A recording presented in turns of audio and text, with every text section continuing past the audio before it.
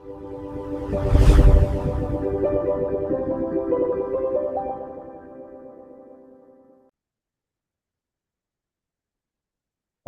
तो आज का सेशन हम लोग स्टार्ट करते हैं। आप में से कितने लोगों ने आज का पेपर देखा, जीएस फोर का?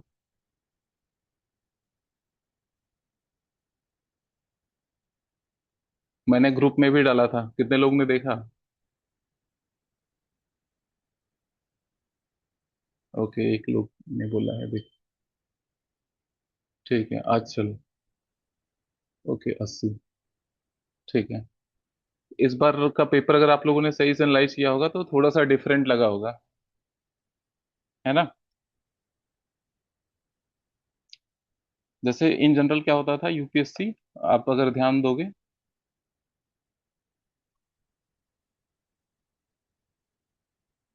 तो वहां पे क्या था, एक कुछ पैटर्न था कि जैसे कुछ क्वेश्चन कोड बेस्ड होते ही थे, है ना?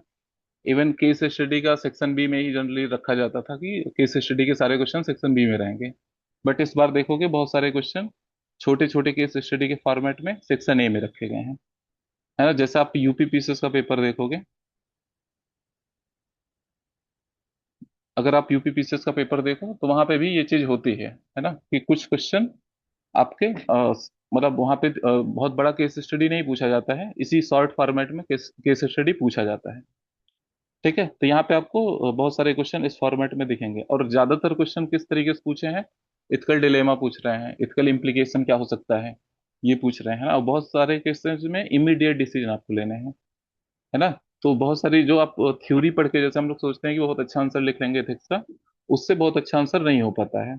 जितना ज्यादा आप अप्लाइड पार्ट करते हो, जितना ज्यादा आप केस स्टडी लिखते हो, जितना ज्यादा आप नए नए क्वेश्चंस पे लिखते हो, वही आपका एक्चुअल एग्जाम में हेल्प करता है। अब जो बहुत चीजें रट के गए होंगे इस बार पेपर में, कि जो थ्योरी बहुत अच्छे से करके गए होंगे, सोचेंगे उसके बेसिस पे क्वेश्चन कर लेंगे, तो उनको काफी दिक्कत आई होगी इस पेपर में, है ना?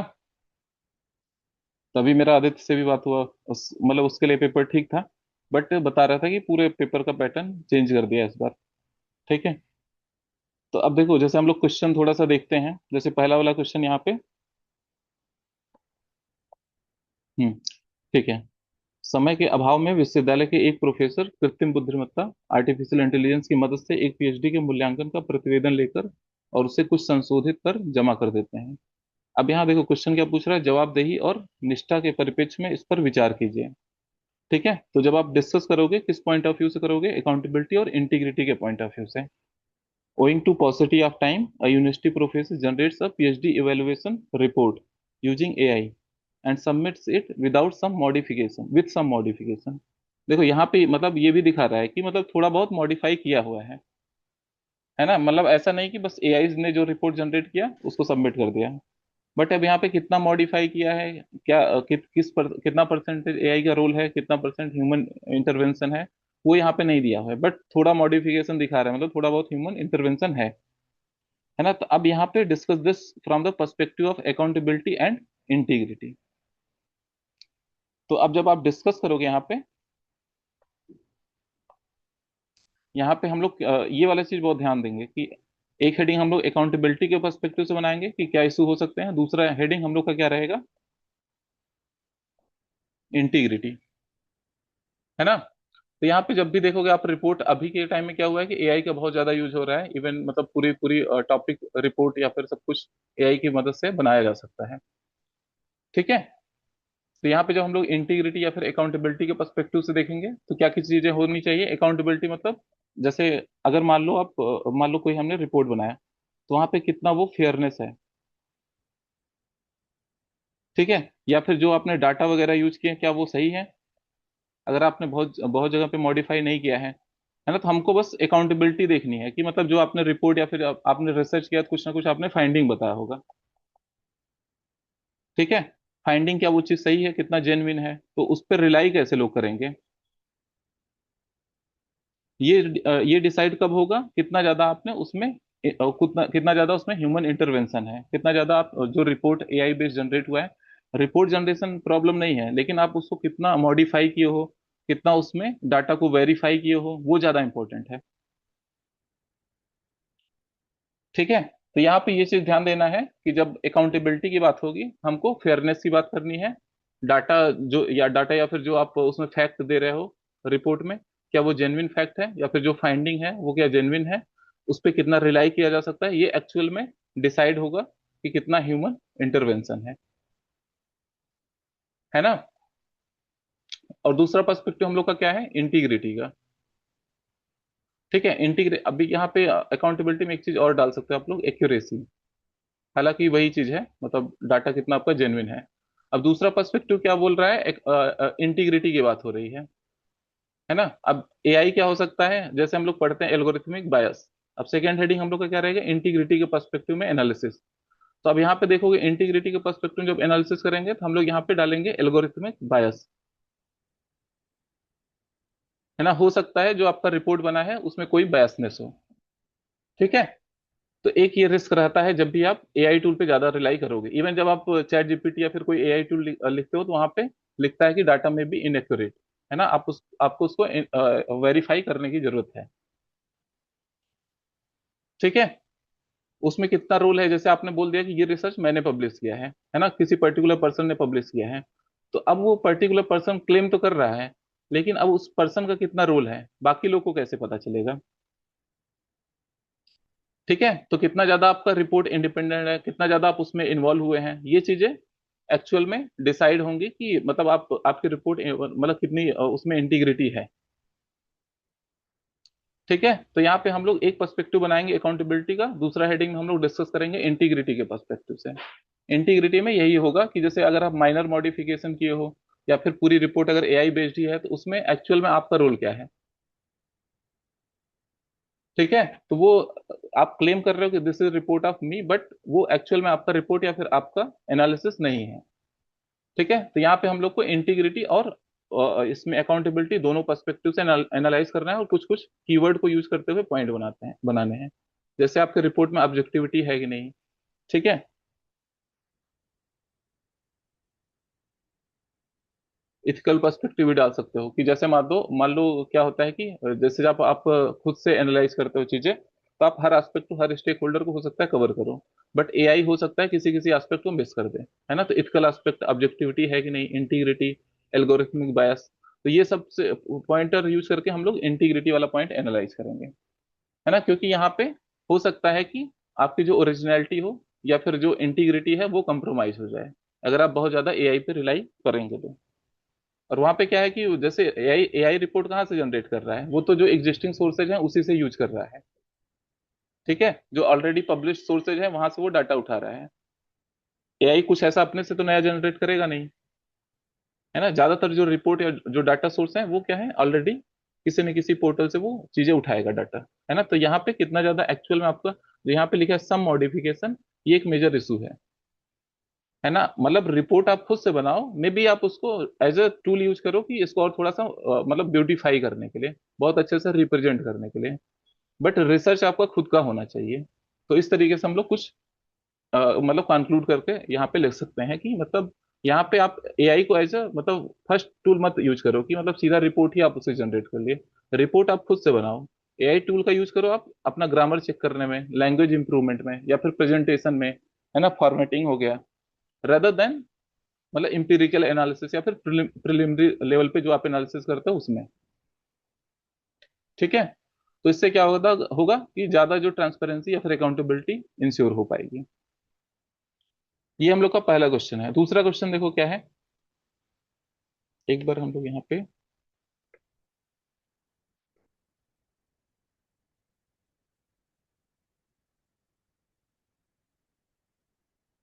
अब हम लोग दूसरे क्वेश्चन पे आते हैं। ठीक है। दूसरे क्वेश्चन में क्या बोल रहा है, एक औद्योगिक घराना एक ऐसी परियोजना मतलब प्रोजेक्ट पर काम कर रहा है जिसके कारण एक वन समुदाय और अपने प्राकृतिक वासस्थान से विस्थापित हो सकता है ना। उक्त जिले के प्रशासनिक अधिकारी के रूप में आप किन नैतिक चुनौतियों का सामना करेंगे, मतलब एथिकल कंसर्न। अभी आप लोग को मैं एक पीडीएफ दिखाऊंगा जो मैंने मेंस वाले बच्चों को भेजा था अलग से।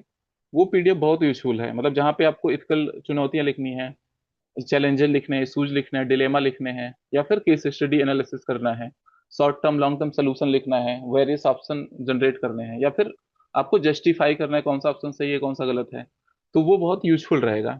है ना। तो जो केस स्टडी पे थोड़ा सा बढ़िया काम किया होगा उसको यहाँ पे हेल्प हुआ होगा इसमें। ठीक है। A business house is working on a project that could displace a forest community from their habitat. As an administrative officer of that district, what ethical challenges are you likely to face? अब यहाँ पे देखो कि यहाँ पे क्या पूछ रहा है कि क्या क्या इथिकल चैलेंजेस हो सकते हैं। हम लोग का हेडिंग वन क्या रहेगा? यहाँ पे देखो ये चीज क्वेश्चन में नहीं है, ये आपको एक कॉन्टेक्स्ट दे रहा है। As an administrative officer of that district what ethical challenges are you likely to face. तो मेन क्वेश्चन यहाँ पे क्या है, इथिकल चैलेंजेस क्या होंगे इस सिचुएशन में। ठीक है, तो आप लोग बताओगे इस सिचुएशन में क्या एथिकल चैलेंजेस हो सकते हैं? एनीवन? अगर मान लो ट्राइबल को डिस्प्लेसमेंट करेंगे हम किसी एक पर्टिकुलर प्रोजेक्ट बनाने के लिए, तो वहां पे क्या क्या एथिकल कंसर्न्स आ सकते हैं? थोड़ा सा आप लोग सोचो। फिर फर्स्ट विकास बनाम विस्तार बना सकता है, लाइक डेवलपमेंट वर्सेस डिस्प्लेसमेंट। बिल्कुल बिल्कुल, बहुत अच्छा, सबसे पहला पॉइंट यही होना चाहिए, है ना। मतलब इसको चाहो तो आप ऐसे भी कर सकते हो, इस सूझ में फिर डाल सकते हो। हाँ हाँ। हाँ यहाँ सा, यहाँ सार्वजनिक हित बनाम अल्पसंख्यक अधिकार, इस टाइप का कुछ हेडिंग। ठीक है। इसके अलावा और क्या हो सकता है? पब्लिक वर्सेस प्राइवेट इंटरेस्ट हो गया, और एक हमने वही देख लिया कि डेवलपमेंट वर्सेस डिस्प्लेसमेंट। यहाँ फिर पे क्या एक कुछ इथिकल डिलेमा भी हो सकता है? एज ए एडमिनिस्ट्रेटिव ऑफिसर कुछ डिलेमा आप देख पा रहे हैं यहाँ पे? Corporate press services public duty को लेकर। ठीक है, ये भी एक बन जाएगा, लेकिन डिलेमा क्या होता है, जनरली दोनों इथिकल चॉइसेस होती हैं, है ना। तो कारपोरेट प्रेशर एक ये हो सकता है आपके ऊपर, जो मतलब जब भी जो एडमिनिस्ट्रेटिव ऑफिसर रहेगा, कॉर्पोरेट से भी हो सकता है प्रेशर हो, या फिर जो उसके अपर अपर लेवल ऑफिसर होंगे वो भी प्रेशर बना सकते हैं, है ना, पॉलिटिकल या फिर एग्जीक्यूटिव। ठीक है, तो वहां से भी प्रेशर आ सकता है। अब लेकिन हम लोग अगर डिलेमा देखेंगे तो दोनों इथिकल चॉइसेस होती हैं। डिलेमा कैसे आएगा कि आप जैसे इकोनॉमिक ग्रोथ को प्रमोट करो, प्रॉफिट को प्रमोट करो, या फिर ट्राइबल पंचशील या फिर ट्राइबल जस्टिस की बात करो। अब ये दोनों आपको इक्वली इथिकली इंपॉर्टेंट हैं, मतलब दोनों दोनों इथिकल चॉइसेस हैं, है ना। फिर फिर जैसे cultural versus identity rights.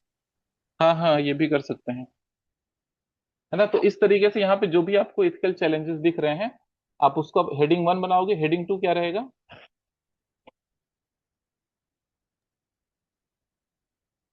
Solution. हाँ, तो हेडिंग टू हम लोग को यहाँ पे बनाना होगा, है ना, सोल्यूशन, क्योंकि जहां पे भी हम लोग चैलेंजेस लिखेंगे थोड़ा सा हमको सोल्यूशन भी दिखाना होगा। कि जैसे हमने बता दिया कि इन्वायरमेंटल इम्पैक्ट असेसमेंट, पहले हम प्रोजेक्ट का असेसमेंट देखें कि क्या क्या उससे नुकसान हो रहे हैं। ठीक है, डिस्प्लेसमेंट अगर जरूरी, अगर बहुत इंपॉर्टेंट प्रोजेक्ट है तो उस पे हम लोग डिस्प्लेसमेंट पे सोच सकते हैं, लेकिन उसके साथ हमको रिहेबिलिटेशन का ऑप्शन देखना होगा।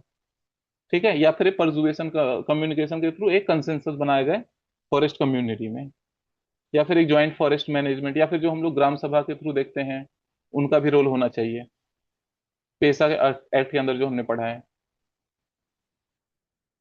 ठीक है, तो हम लोग का यहाँ पे ये सब इश्यूज आते हैं, इन्वायरमेंटल इश्यूज या फिर इथिकल इश्यूज में आप ये सब डाल सकते हो। यहाँ पे एक आप ये भी डाल सकते हो कि सस्टेनेबिलिटी वाला एस्पेक्ट, कि जैसे मान लो डेवलपमेंट अभी करेंगे तो हो सकता है नेक्स्ट जनरेशन उससे इम्पैक्टफुल हो जाए। तो ये क्वेश्चन क्लियर है, हम लोग नेक्स्ट पे बढ़े, क्योंकि क्वेश्चन बहुत ज्यादा है तो बहुत डिटेल में भी डिस्कस नहीं करेंगे, बस एक ओवरव्यू लेंगे, है ना। नहीं तो ये पूरा डिस्कशन 3 से 4 घंटे 5 घंटे का हो जाएगा। तो हम लोग इस क्वेश्चन पे आते हैं, सेकेंड 2A पे। एक विलुप्त प्राय जनजाति गहन कंकाली विरूपता स्केलेटल डिफॉर्मिटी से ग्रस्त है ना। एक विश्वविद्यालय शोध ने एक खनिज पूरक को इसके संभावित उपचार के लिए चिन्हित किया है। यद्यपि इसका चिकित्सीय परीक्षण होना अभी शेष है। क्या जिलाधिकारी डीएम को इस शोध का उपयोग इस जनजाति पर करवाना चाहिए? आयुर्वैज्ञानिक एवं प्रशासनिक नैतिक आयुर्वैज्ञानिक एवं प्रशासनिक नैतिकता की दृष्टि से इस पर विचार कीजिए। अब देखो यहाँ पे दो पर्सपेक्टिव पूछ रहा है, तो जब आप मतलब इस पे सोचोगे, मतलब एक तो पूछा है उपयोग करना चाहिए कि नहीं करना चाहिए, लेकिन उपयोग करना में आपको दो पर्सपेक्टिव लगाना है, एक आयुर्वेदिक पर्सपेक्टिव, दूसरा प्रशासनिक। प्रशासनिक लेवल पे क्या हो सकता है, आपका काम क्या रहता है एज ए डीएम, कि आपको मतलब इशूज को रिजॉल्व करना है। लेकिन आयुर्वेदिक पर्सपेक्टिव से देखोगे तो आपका क्या काम होता है वहां पे, पहले ट्रायल होना चाहिए, तब उस मेडिसिन या फिर उस पर्टिकुलर रिसर्च का उपयोग होना चाहिए, है ना। तो ये दोनों पर्सपेक्टिव को आपको यूज करते हुए इसका आंसर करना है। ठीक है। तो अब इस केस स्टडी को सबने पढ़ ही लिया है, मतलब एक तरीके से केस स्टडी ही है ये। An endangered tribe has developed as a severe skeletal deformity. University research has identified a mineral supplement as a possible remedy, है ना। Through a clinical trial are yet to be conducted, मतलब अभी ये conduct नहीं हुआ है। Should the district magistrate use this research on tribe, है ना, discuss from perspective of medical and administrative ethics. तो आपको दोनों मतलब पर्सपेक्टिव यूज करना है यहाँ पे, कि यहाँ पे मेडिकल एथिक्स क्या हो सकता है, और दूसरा एडमिनिस्ट्रेटिव एथिक्स क्या हो सकता है ना। हम लोग का जो ब्रॉडर हेडिंग रहेगा वो क्या रहेगा, कि मतलब यहाँ पे options available to district magistrate, है ना। अब वहाँ पे अंडर उसके अंदर हम लोग मेडिकल एथिक्स अप्रोच यूज करेंगे और एडमिनिस्ट्रेटिव एथिक्स अप्रोच यूज करेंगे। तब आप लोग यहाँ पे बताओ, क्या डिस्ट्रिक्ट मजिस्ट्रेट को अलाउ करना चाहिए?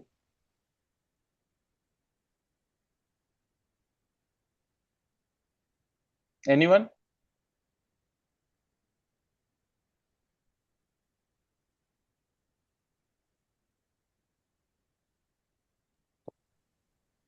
आई थिंक सीधे नहीं करना चाहिए। जो स्वास्थ्य मंत्रालय है तो पहले उससे भेजा जाना चाहिए। हम्म क्लिनिकल जो ट्रायल हो, मतलब हम्म एक जो प्रोसीजर है उसको फॉलो करना चाहिए पहले। ठीक है।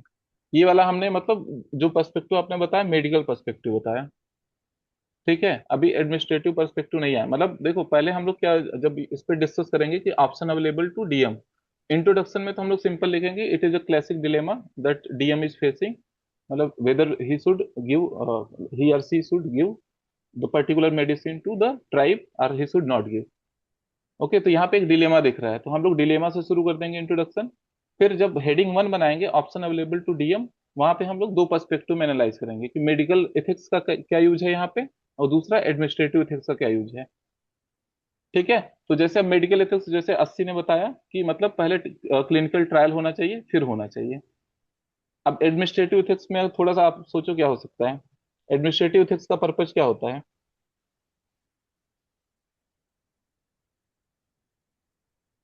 मतलब जैसे यहाँ पे आप सोच सकते हो कि पब्लिक वेलफेयर होना चाहिए, है ना।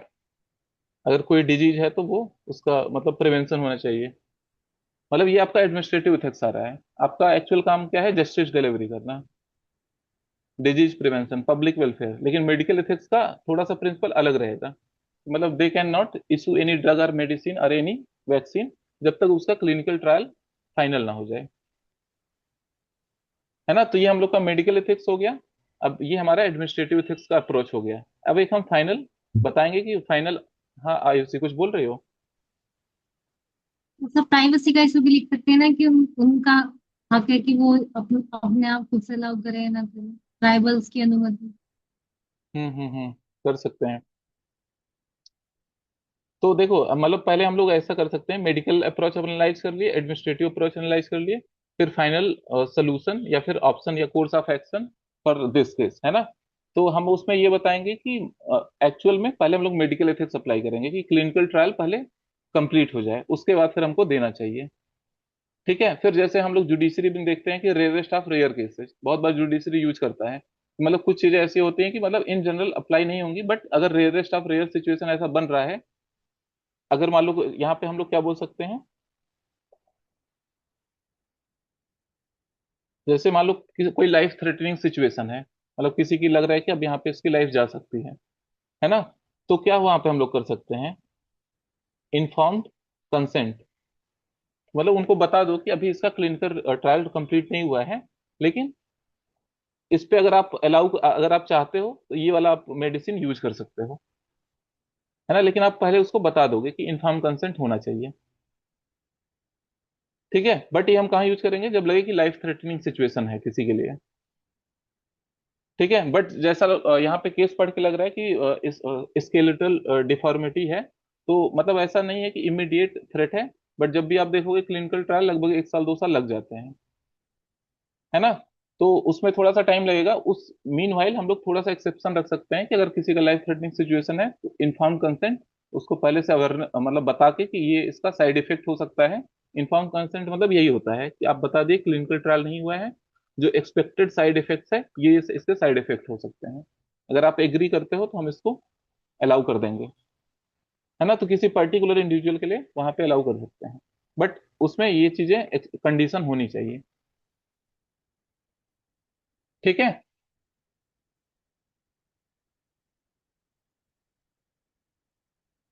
है ना। तो यहाँ पे हम लोग ये चीज बोलेंगे, मतलब एक तो पहले बोलेंगे क्लिनिकल ट्रायल ट्रायल कंप्लीट करो, है ना। यहाँ पे साइंटिफिक एविडेंस कलेक्ट करने की कोशिश करेंगे कि इसका एक्चुअल में साइड इफेक्ट या फिर एक्चुअल में कितना मतलब इस रेमेडी की तरह काम करेगा स्केलेटल डिफॉर्मिटी के लिए, है ना। तो clinical trial and scientific evidence collection. फिर हम लोग एक एक्सेप्शन बना सकते हैं रेदर देन कंप्लीटली एबंडोनिंग। हम लोग थोड़ा सा उसको एक रखते हैं एक्सेप्शन कि अगर कुछ मान लो ऐसा लाइफ थ्रेटनिंग सिचुएशन है किसी के लिए, वहां पे उससे डिस्कस करके एक particular case on case basis पे कर सकते हैं। ठीक है। बट इसमें क्या जरूरत पड़ेगी, एक प्रॉपर एसओपी की, नहीं तो हो सकता है मिसयूज हो जाए इसका। ठीक है। यहाँ पे हम लोग का क्या फ्रेमवर्क लग रहा है, जो हम लोग मतलब यहाँ पे एडमिनिस्ट्रेटिव इथिक्स फॉलो कर रहे हैं, उसमें क्या फ्रेमवर्क लग रहा है, कंपासन। और जो हम लोग शुरू में क्लिनिकल ट्रायल साइंटिफिक एविडेंस, वहां पे हम लोग क्या यूज कर रहे हैं, मेडिकल एथिक्स। ठीक है। तो जब इसका हम लोग फाइनल सोल्यूशन लिखाएंगे निकालेंगे तो ऐसा नहीं होगा बस मेडिकल एथिक्स पे रिलाई करेंगे, हम लोग दोनों पे रिलाई करेंगे। मेडिकल एथिक्स में बात करेंगे क्लिनिकल ट्रायल पहले करवाओ, साइंटिफिक एविडेंस, इसके क्या क्या साइड इफेक्ट हो सकते हैं, इन सब पे बात करेंगे। फिर एडमिनिस्ट्रेटिव एस्पेक्ट पे जब आएंगे एडमिनिस्ट्रेटिव एथिक्स में, वहां पे हम लोग थोड़ा सा inform consent, compassion, SOP, life threatening disease, rare rare cases पे हम लोग इसको थोड़ा सा ट्रायल कर सकते हैं। ठीक है। किसी को इसमें कुछ डाउट? तो जनरली देखो जब भी डिलेमा आपका होगा ना तो वो case on case basis he tackle हो पाता है।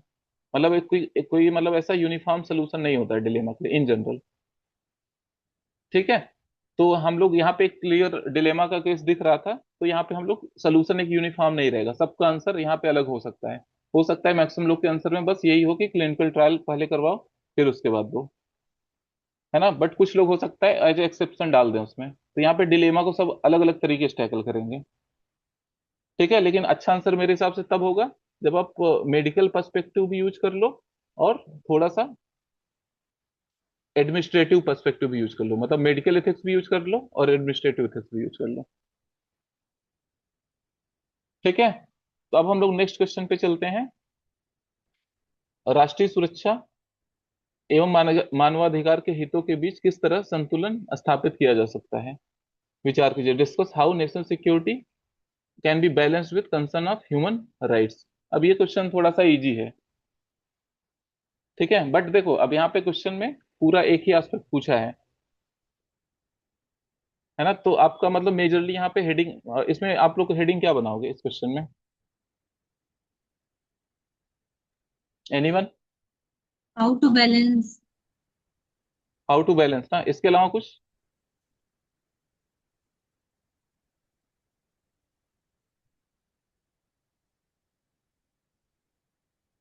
थोड़े से चैलेंजेस बता सकते हैं कि दोनों को संतुलन करने में क्या चैलेंजेस है, फिर दो तीन वे फॉरवर्ड भी बता सकते हम्म।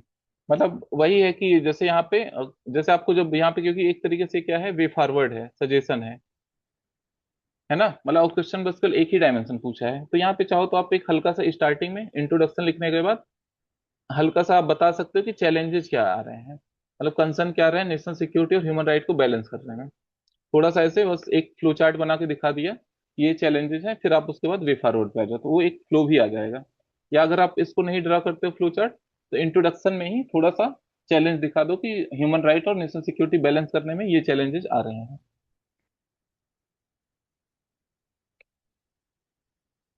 ठीक है। अब आप लोग बताओ इसमें कैसे हम लोग बैलेंस अचीव कर सकते हैं, क्या क्या अप्रोच यूज कर सकते हैं, एनीवन? मतलब देखो इस क्वेश्चन का जो मेन एस्पेक्ट है यही है, मतलब इसी में हमको 70-80% कंटेंट इसी में लिखना होगा, आपको मार्क्स इसी से ही मिलेंगे। जो मैं चैलेंजेस बोल रहा हूँ लिखने को, वो फ्लो चार्ट ऐसे बना के दिखा देना है। बट उस पे ये मत सोचो कि इसको बनाने से मार्क्स इस पे मिलेंगे। बस एक वो हॉलिस्टिक फिनिश के लिए चाहिए, मार्क्स आपको इसी पे मिलेंगे, कितना अच्छा आपने बैलेंस बनाने के लिए सजेशन दिया है। ठीक है, तो आप लोग के हिसाब से इसमें क्या वे फॉरवर्ड होना चाहिए, मतलब कैसे हम लोग नेशनल सिक्योरिटी और दूसरा पार्ट है ह्यूमन राइट को इंटीग्रेट कर सकते हैं, है ना, मतलब इसमें इसके बीच में बैलेंस बना सकते हैं। एनीवन? सर जैसे अफस्पा हटा के, मतलब जो हटाया गया था तो वो मानवाधिकार को संतुलन करने के लिए भी हटाया गया था, और जहाँ पे राष्ट्रीय सुरक्षा के लिए जरूरत थी जैसे मणिपुर में, वहां पे लगाया हुआ है। तो ये हम्म। एग्जाम्पल डाल सकते हैं। ठीक है, मतलब वही तो दिक्कत है, जैसे मतलब आफ्सपा से ही आप, बल्कि इंट्रोडक्शन का कॉन्टेक्स्ट आफ्सपा हो सकता है ना, या फिर जम्मू कश्मीर का हो सकता है। तो कुछ कुछ जहाँ पे खासकर जैसे, या फिर जैसे आप देख सकते हो सीजेपी प्रोटेस्ट का हो सकता है।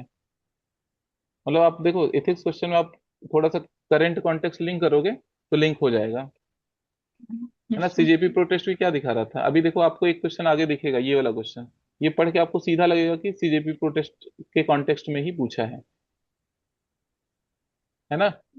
हम्म। यहाँ पे क्या बोला है कि सिविल डिसोबिडियंस, है ना, within a constitutional democracy equates to endorsing anarchy. How should modern democracy navigate the ethical dilemma posed by civil disobedience movement that aim to promote social justice against policies that may raise genuine concern? है ना, तो civil disobedience की बात कर रहा है, कैसे उसको टैकल किया जाए, मतलब थोड़ा दोनों क्वेश्चन रिलेटेड ही हैं, मतलब लगभग अप्रॉक्स सेम ही रहेगा। बट मतलब यहाँ पे आपको दिखेगा सीजेपी प्रोटेस्ट, ये कॉन्टेक्स्ट क्वेश्चन का क्या है, सीजेपी प्रोटेस्ट, और ये अम्बेडकर का कोट है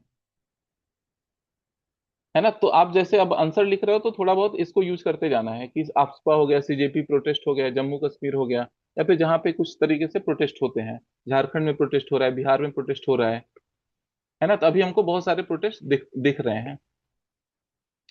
तब इसमें हम लोग का अप्रोच आप बताओ क्या हो सकता है यहाँ पे, मतलब हम लोग किस तरीके से बैलेंस कर सकते हैं नेशनल सिक्योरिटी और ह्यूमन राइट को।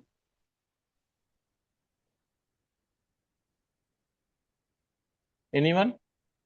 और जो हमारे कोर्सेज हैं उनको ट्रेनिंग देके ऐसे ह्यूमन अधिकारों मतलब के ये बारे अच्छा में। पॉइंट है, लेकिन मेरे हिसाब से पहला पॉइंट ये नहीं होना चाहिए।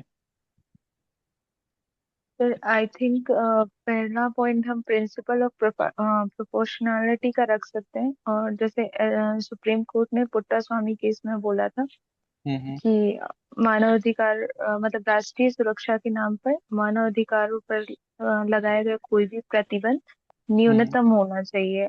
हम्म। और तो इसको हम फर्स्ट पॉइंट में रख सकते हैं। ये ठीक है। प्रोपोर्शनैलिटी हो गया, मतलब जैसे मान लो पुलिस अगर एक्सेस कर रही है तो वो एक होना चाहिए कि किस प्रपोर्शन में रिस्पॉन्ड कर रही है पुलिस, है ना, और सर वो या जो फिर जो फोर्सेज डो हैं। हम्म। डोबला सर ने जो वो कहा था कि मतलब राष्ट्रीय सुरक्षा मतलब सिर्फ सैन्य सुरक्षा नहीं हो सकती, उसका मतलब उसके साथ साथ सामाजिक और आर्थिक एकीकरण भी जरूरी है। मतलब कि सैन्य सुरक्षा के साथ साथ आपको मानवाधिकारों का भी ध्यान में ये रखना है, तो बल्कि उनका मेरे ये हिसाब से ये कोटेशन। पहला पॉइंट सबसे बेस्ट है।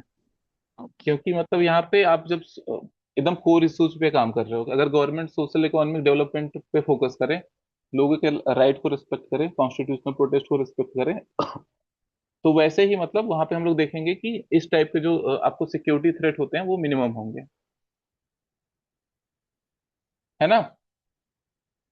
तो सोशल इकोनॉमिक डेवलपमेंट, या फिर इसको हम लोग इस तरीके से भी बोल सकते हैं कि बैलेंस डेवलपमेंट होना चाहिए। हम्म। ठीक है, ये वाला पॉइंट बहुत अच्छा है, पावर्टी, हंगर, इन सब पे चीजों पे काम हो। और जैसे मान लो आप देखोगे कि अभी रिसेंटली प्रोटेस्ट का हम लोग का क्या दिख रहा है, ज्यादातर में यही चीज दिख रहा है।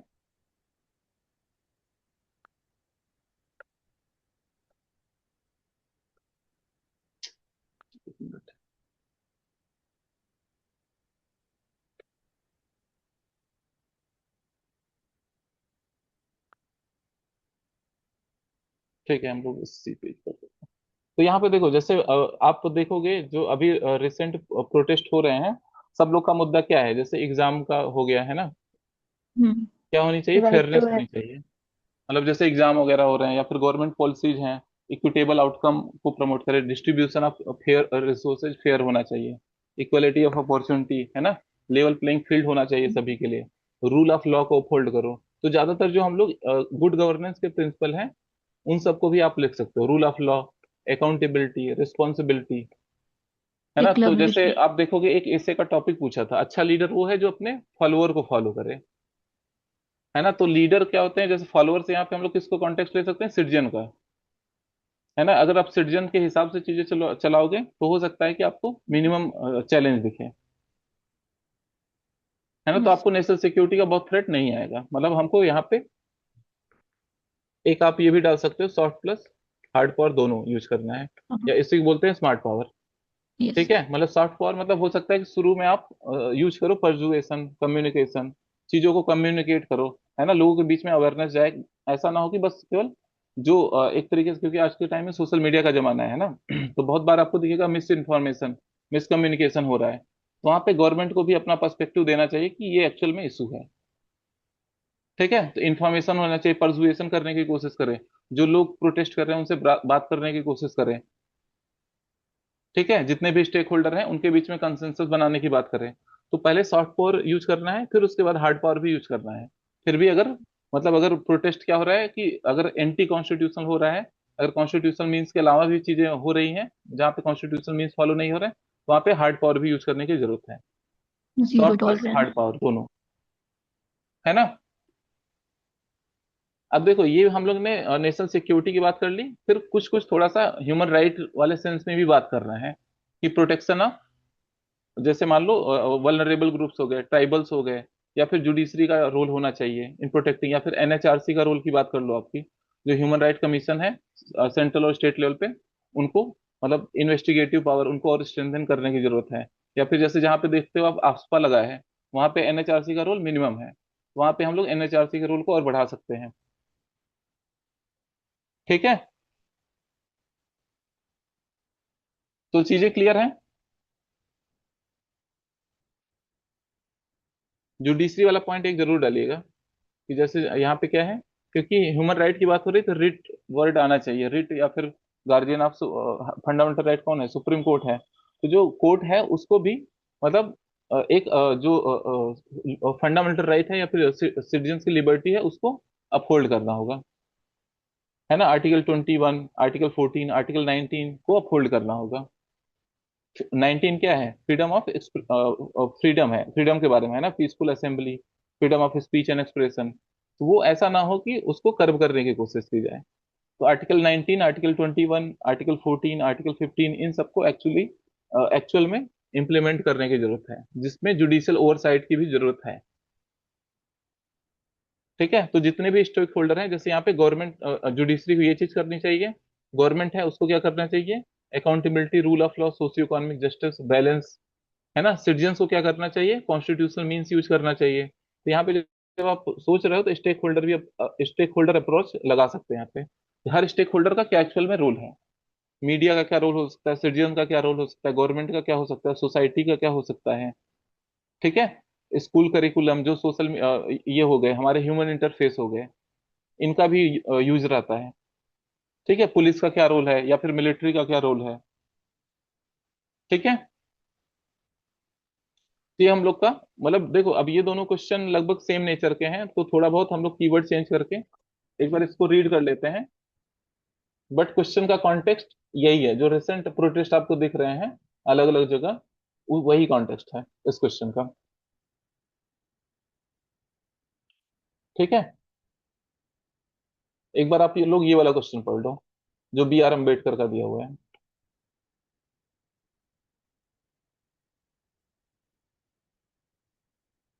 तो यहाँ पे क्या लिखा है, बी आर अम्बेडकर ने सचेत किया था, मतलब जब से ये प्रोटेस्ट चल रहा है तब से ये वाला कोट कई बार आप लोगों ने सुना होगा, किसी अगर आप थोड़ा सा न्यूज वगैरह देखते होगे तो किसी संवैधानिक प्रजातंत्र में सविनय अवज्ञा का क्रियान्वयन अराजकता का अनुमोदन करने जैसा होता है ना। आधुनिक लोकतांत्रिक प्रणालियों को उन सविनय अवज्ञा आंदोलन ने उत्पन्न नैतिक चुनौतियों का सामना किस प्रकार करना चाहिए, जो सामाजिक न्याय को बढ़ावा देने के उद्देश्य से उन नीतियों का विरोध करते हैं जिनके संबंध में वास्तविक और उचित चिंताएं हैं, है ना। तो यहाँ पे जो एक्चुअल में प्रॉब्लम आती है, जो नैतिक दुविधाएं आती हैं सिविल डिसोबीडियंस या फिर सविनय अवज्ञा से, उसको किस तरीके से टैकल करना चाहिए, क्योंकि यहाँ पे क्या है, गवर्नमेंट कैसी है, डेमोक्रेटिक है, लोकतांत्रिक है। तो अगर जैसे देखो इस टाइप के प्रोटेस्ट को टैकल करना हो सकता है जो अथॉरिटेरियन गवर्नमेंट है, जहाँ पे डिक्टेटरशिप है उनके लिए बड़ी बात नहीं है, लेकिन जहाँ पे डेमोक्रेटिक गवर्नमेंट है वहाँ पे एक बड़ा चैलेंज है, वहाँ पे एक डिलेमा बनता है कि अगर आप मतलब अगर मान लो आप कॉन्स्टिट्यूशन प्रोटेस्ट हो रहा है, अगर आप वहाँ पे उसको रोकने की कोशिश करोगे तो हो सकता है वो डिबेट बन जाए freedom of speech and expression में, और गवर्नमेंट का पर्पज क्या रहेगा, पब्लिक ऑर्डर और सिक्योरिटी। ठीक है, तो उसके बीच में एक बैलेंस बनाना एक आपके अंदर डिलेमा हो जाएगा। ठीक है, तो यहाँ पे भी लगभग आप देखोगे मतलब सोल्यूशन लगभग उसी फॉर्मेट में ही रहेगा। थोड़ा सा बस कोशिश करना है कि यहाँ पे मतलब सिविल डिसोबीडियंस की बात करें पहले, और उससे रिलेटेड हम लोग कीवर्ड यूज करें। डिलेमा पहले दिखाएं क्या क्या डिलेमा हो सकते हैं। यहाँ पे हेडिंग हम लोग का क्या रहेगा, एनीवन?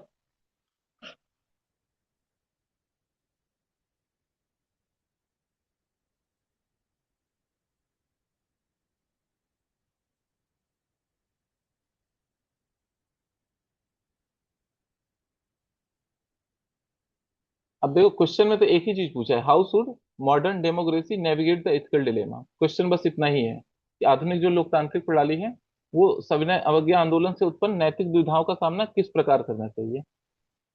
ठीक है, तो एक्चुअल में क्वेश्चन बस यही है आपका, जिससे कि आप मतलब ये चीजें सामाजिक न्याय को बढ़ावा दे पाओ, है ना, जिनके संबंध में वास्तविक और उचित चिंताएं हैं, मतलब जो आपका to promote the social justice against policy that में रेज जेन्युइन कंसर्न। फिर बट इसको दो पोर्शन में लिखेंगे ना, मतलब हाँ हाँ हाँ, अगर अगर फर्स्ट में लिखेंगे तो सविनय अवज्ञा से उत्पन्न जो नैतिक द्वंद है उसको ले जा बिल्कुल सकते बिल्कुल। हैं। और हम्म अगर सेकंड वे में लिखेंगे तो आधुनिक मतलब प्रेजेंट टाइम में लोकतांत्रिक जो प्रणाली है उनका मतलब वे फॉरवर्ड लिख सकते हैं। हम्म, कैसे हम लोग उसको रिजॉल्व कर रहे हैं, है ना। लेकिन देखो क्वेश्चन में बस केवल ये वाला पार्ट पूछा है कि उसको रिजॉल्व कैसे करना है। मे बी हम लोग इस एस्पेक्ट को लिखेंगे बट बहुत शॉर्ट में, मतलब बस के लिए यहाँ पे नैतिक द्वंद्व दिखा के कि जो प्रेजेंट डेमोक्रेटिक गवर्नमेंट है वो क्या क्या नैतिक दुविधाएं फेस करती है, तो बस शॉर्ट में हम लोग बता देंगे कि ये नैतिक दुविधाएं हैं। जैसे कि पब्लिक सिक्योरिटी या पब्लिक ऑर्डर अपहोल्ड करे, कि लोगों के freedom of speech and expression को अपहोल्ड करे। ठीक है, जो जेन्युइन पॉलिसी है उसको इम्प्लीमेंट करे, या फिर जो सिटीजन का कंसर्न है उसको एक्सेप्ट करे। जैसे आप किसान आंदोलन देखोगे, है ना, तो किसान आंदोलन का वहां पे जो फार्मर्स थे उनका था कि रिपील करना है, लेकिन अगर आप गवर्नमेंट के पर्सपेक्टिव से देखोगे या फिर पॉलिसी मेकर से, तो उनके हिसाब से क्या है, ये एक मेजर रिफॉर्म था एग्रीकल्चर फील्ड में। ठीक है, तो जेन्युइन रिफॉर्म को इम्प्लीमेंट करें या फिर लोगों की बातों को सुने। ठीक है, तो जो बहुत सारे डिलेमा यहाँ पे गवर्नमेंट फेस कर रही है, या फिर डेमोक्रेटिक गवर्नमेंट जो फेस करती है, वो यहाँ पे आप लिख सकते हो। आप एक ये भी डाल सकते हो कि सॉफ्ट पावर यूज करें कि हार्ड पावर यूज करें। ठीक है, national security social justice uphold करें, या फिर क्या बोलते हैं कि नेशनल ये कॉन्स्टिट्यूशन मीन्स, या फिर सिविल डिसोबीडियंस, या फिर प्रोटेस्ट को मतलब एक तरीके से मतलब एक जो ये होता है कि उसके लिए फ्रीडम रहे, है ना, फ्रीडम टू कॉन्स्टिट्यूशनल प्रोटेस्ट। या फिर सिविल डिसोबीडियंस एक तरीके से दिखाता है कई बार आप चीजों को फॉलो नहीं करते हो, मतलब कॉन्स्टिट्यूशन के अगेंस्ट भी जा सकते हो। ठीक है, लॉ के अगेंस्ट जाना। ठीक है, तो सिविल डिसोबीडियंस मूवमेंट को यहाँ पे प्रमोट करना चाहिए, या फिर सोशल जस्टिस, या फिर जो पॉलिसीज हैं विथ अ गुड इंटेंशन उसको प्रमोट करें। ठीक है, यहाँ पे क्योंकि क्या है जो पीपुल्स का राइट है टू प्रोटेस्ट करना, तो right to protest versus social justice, ऐसा करके आप दिखा सकते हो, है ना। यहाँ पे ये भी दिखा सकते हैं कि एक्चुअली में गवर्नमेंट का गोल क्या होता है, वेलफेयर स्टेब्लिश करना, welfarism versus public order, public order को प्रोटेक्ट करें या फिर वेलफेयरिज्म पे फोकस करें। तो जितने भी अलग अलग आप टाइप के डिलेमा सोच सकते हो गवर्नमेंट जो फेस कर रही है, डेमोक्रेटिक गवर्नमेंट, वो आपको फर्स्ट हेडिंग में लिखना है। बट देखो ये बहुत मेजर मतलब क्वेश्चन का डिमांड केवल बस ये है ना, लेकिन इसको हम एक बार दिखा देंगे तो इस पार्ट को बहुत अच्छे से टैकल कर पाएंगे, और क्वेश्चन एक हॉलिस्टिक कवरेज होगा। तो यहाँ पे हम इस हेडिंग को बनाएंगे फर्स्ट वाला। सर इंट्रो कैसे स्टार्ट करेंगे? ठीक है, जिससे कि हम लोग ज्यादा फोकस कर पाए सोल्यूशन पे। तब यहाँ पे हम लोग सोल्यूशन क्या रखेंगे, डेमोक्रेटिक गवर्नमेंट को क्या अप्रोच फॉलो करना चाहिए। एनीवन? कम्युनिकेशन करना चाहिए, संवाद। हाँ, अब यहाँ पे मतलब वही चीजें थोड़ा सा रिपीट होंगी, लेकिन हमको वर्डिंग कोशिश करना है कि सेम सेम ना आए, है ना, कि कॉन्स्टिट्यूशनल प्रोटेस्ट को मतलब गवर्नमेंट प्रमोट कर सकती है ना, कि रीजनेबल, अगर जैसे क्या होता है कि मतलब जैसे फ्रीडम ऑफ स्पीच एक्सप्रेशन क्या है, वो रीजनेबल रिस्ट्रिक्शन के साथ आता है। लेकिन अगर कोई कॉन्स्टिट्यूशनल प्रोटेस्ट कर रहा है, सही तरीके से असेंबल हुआ है, ऑर्डर पास हुआ है, उसके बाद वो लोग प्रोटेस्ट कर रहे हैं, तो उस पर ऐसा नहीं कि आप मतलब हार्ड मेजर लो या फिर हार्ड पावर यूज करो। ठीक है, तो कॉन्स्टिट्यूशनल प्रोटेस्ट को मतलब वहां पे जहां पे मतलब कॉन्स्टिट्यूशनल मेथड यूज किए जा रहे हैं, उस पे बहुत ज्यादा रिप्रेसिव एक्शन नहीं होना चाहिए। ठीक हेलो। है, और जो हम लोग 80 ने बोला था कि प्रोपोर्शनेट रिस्पांस होना चाहिए, वो भी यहाँ पे लिख सकते हैं, बहुत सारी चीजें सेम ही रहेंगी, है ना। और क्या हम लोग यहाँ लिख सकते हैं, एनीवन? सर इंट्रो कैसे लिखेंगे? इंट्रोडक्शन यही रहेगा कि मतलब डेमोक्रेटिक गवर्नमेंट में क्या होता है कि मतलब जो डिलेमा रहता है कि किस प्रपोर्शन में रिस्पॉन्ड किया जाए इन सिविल डिसोबीडियंस, अगर कोई मूवमेंट हो रहा है इस तरीके से, कितना गवर्नमेंट का कितना कितना प्रोपोर्शनेट रिस्पॉन्स होना चाहिए उसको कर्व करने के लिए, है ना, उसको लेके एक बहुत बड़ा डिलेमा रहता है इन डेमोक्रेटिक गवर्नमेंट।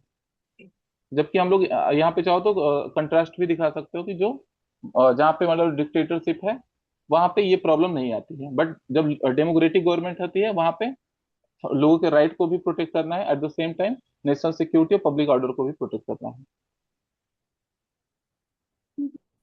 ठीक है, किसी का और क्वेश्चन है?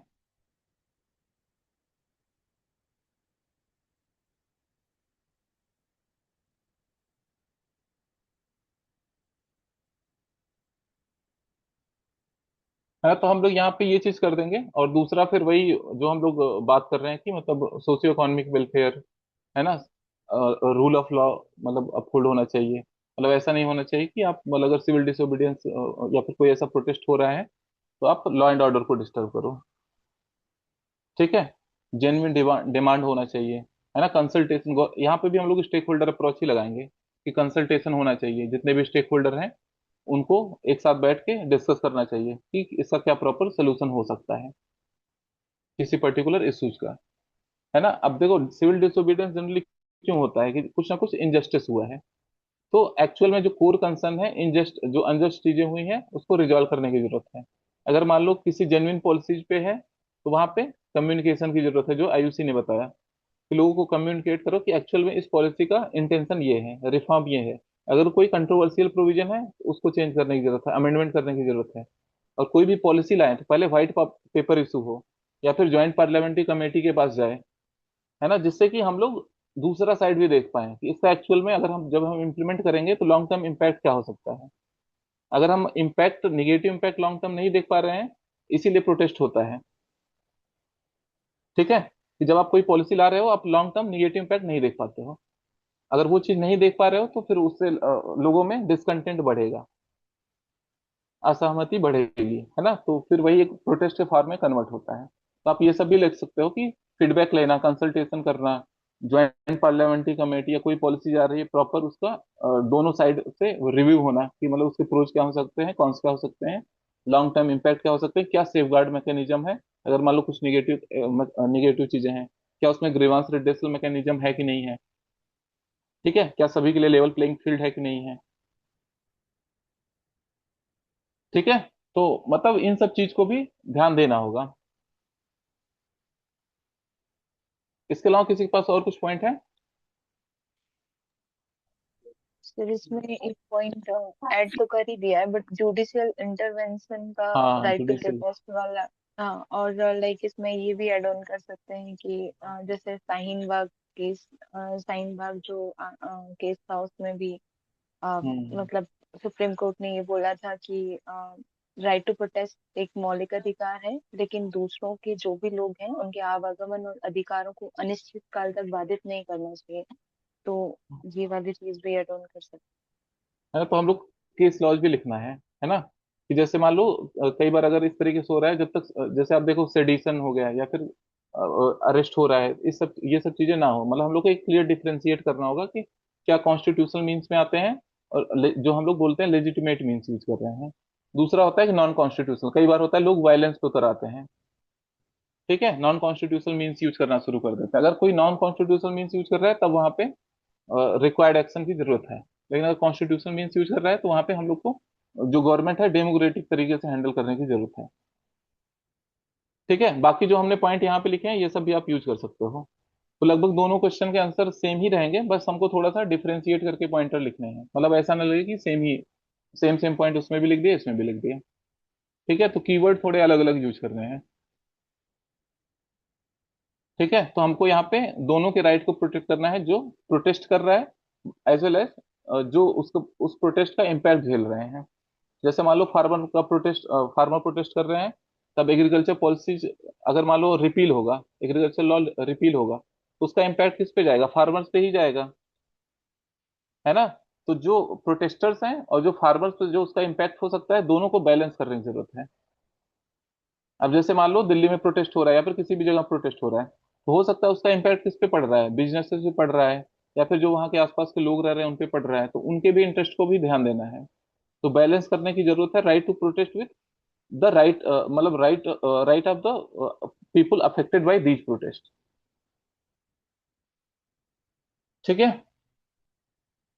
बाकी जो हमने कॉमन चीजें सर इसमें पढ़ी हैं। वो हाँ अरावली अरावली वाला मुद्दा भी डाल सकते हैं ना, मतलब कि पहले पर्यावरण आकलन करना हाँ चाहिए। हाँ बिल्कुल, असेसमेंट होना चाहिए, इसीलिए ये सब मतलब एग्जाम्पल है। आप जब लिखना तो ये सब एग्जाम्पल यूज कर लेना, इन्वायरमेंटल इम्पैक्ट असेसमेंट। जब आप इन्वायरमेंटल प्रोटेस्ट देखते हो बहुत सारे, तो वहाँ पे क्या होता है कि कई बार पहले उसका इम्पैक्ट हम लोग जजमेंट या फिर कोई पॉलिसीज बन रही है उस पर हम लोग पहले सोचते नहीं है कि इसका इम्पैक्ट क्या हो सकता है ना। तो प्रोएक्टिवनेस होनी चाहिए डिसीजन मेकिंग में या पॉलिसी मेकिंग में। लॉन्ग टर्म विजनरी थिंकिंग होना चाहिए कि आप मतलब पहले से सोच पाओ कि इसका एक्चुअल इम्पैक्ट क्या हो सकता है वेरियस स्टेक होल्डर पर। ठीक है, तो थोड़ा हम लोग फास्ट करते हैं। ये क्वेश्चन हो गए, शुरू के 6 क्वेश्चन।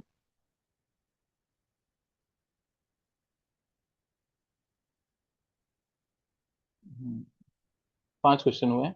अब इस वाले क्वेश्चन पे आते हैं। आप लोग एक बार रीड कर लेना क्वेश्चन को। In what ways can an Indian administrative officer apply Gandhi's notion of trusteeship to ensure fairness in governance? ठीक है, कि मतलब जो भारतीय प्रशासनिक अधिकारी हैं, गांधी जी के ट्रस्टीशिप के बोध का प्रयोग निष्पक्ष प्रशासन को सुनिश्चित करने में किस तरीके से इसका उपयोग कर सकता है, ये हम लोग का क्वेश्चन है। और यहाँ पे इसको स्पेसिफिक कर दिया कि एडमिनिस्ट्रेटिव पॉइंट ऑफ व्यू से सोचना है। ठीक है, ensuring fairness in governance.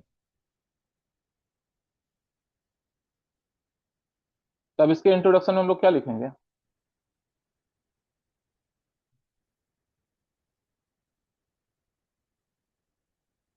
Anyone? में जो ट्रस्टीशिप का कॉन्सेप्ट है उसको समझा सकते हैं हम इंट्रोडक्शन में। हाँ हाँ हाँ बिल्कुल। ठीक है, तो अब यहाँ पे फोकस रहेगा कि ट्रस्टीशिप बता दो, कि जैसे ट्रस्टीशिप इसको आप बल्कि इक्वेट भी कर सकते हो अगर मतलब आप लिंक कर पाओ तो।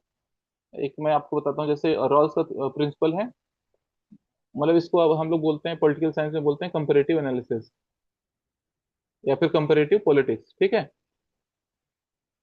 तो उसमें क्या होता है, सिमिलर थॉट अगर किसी ने दिया है तो उसको हम लोग यूज कर लेते हैं। तो उससे क्या होता है कि आप मतलब वो इंटरलिंकेज दिखाता है कि आप सेम फिलोसफी जो किसी और ने सेम चीज में दिया है आपने उससे कनेक्ट कर दिया। ठीक है, जैसे रॉल्स का प्रिंसिपल है थ्योरी ऑफ जस्टिस में, उनका जो थर्ड प्रिंसिपल है वो क्या है? डिफरेंशियल सिटीजनशिप, है ना। वो भी यही बात करता है कि जैसे मान लो जो हैव और हैव नॉट के बीच में डिफरेंस है, जिसके पास ज्यादा प्रोपोर्शनल इसकी इस टैक्स की बात करते हैं प्रोग्रेसिव टैक्सेशन की, कि जिसके पास ज्यादा पैसा है वो उसको ज्यादा टैक्स पे करना पड़ेगा, है ना। और वो मनी जिससे कि वेलफेयर या फिर जिसके पास कम पैसा है उसमें डिस्ट्रीब्यूट किया जा सके, जिसको हम लोग डिस्ट्रीब्यूटिव जस्टिस भी बोलते हैं। कार्ल मार्क्स ने भी इसके बारे में बताया कि हैव और हैव नॉट के बीच में डिफरेंस।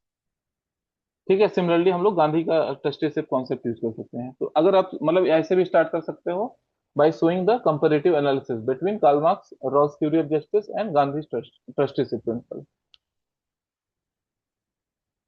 ठीक है, अब फिर उसके बाद हम लोग, क्योंकि देखो यहाँ पे हम लोग अगर डिफाइन कर सकते हैं, लेकिन फिर जब हम लोग यहाँ पे बताएंगे ना तो रिपीटेशन होगा कि गांधी नोशन ऑफ ट्रस्टीशिप क्या है, उसको कैसे यूज कर सकते हैं, क्योंकि मैक्सिमम चीजें हम लोग उस कॉन्सेप्ट को ही एक्सप्लेन करेंगे आगे।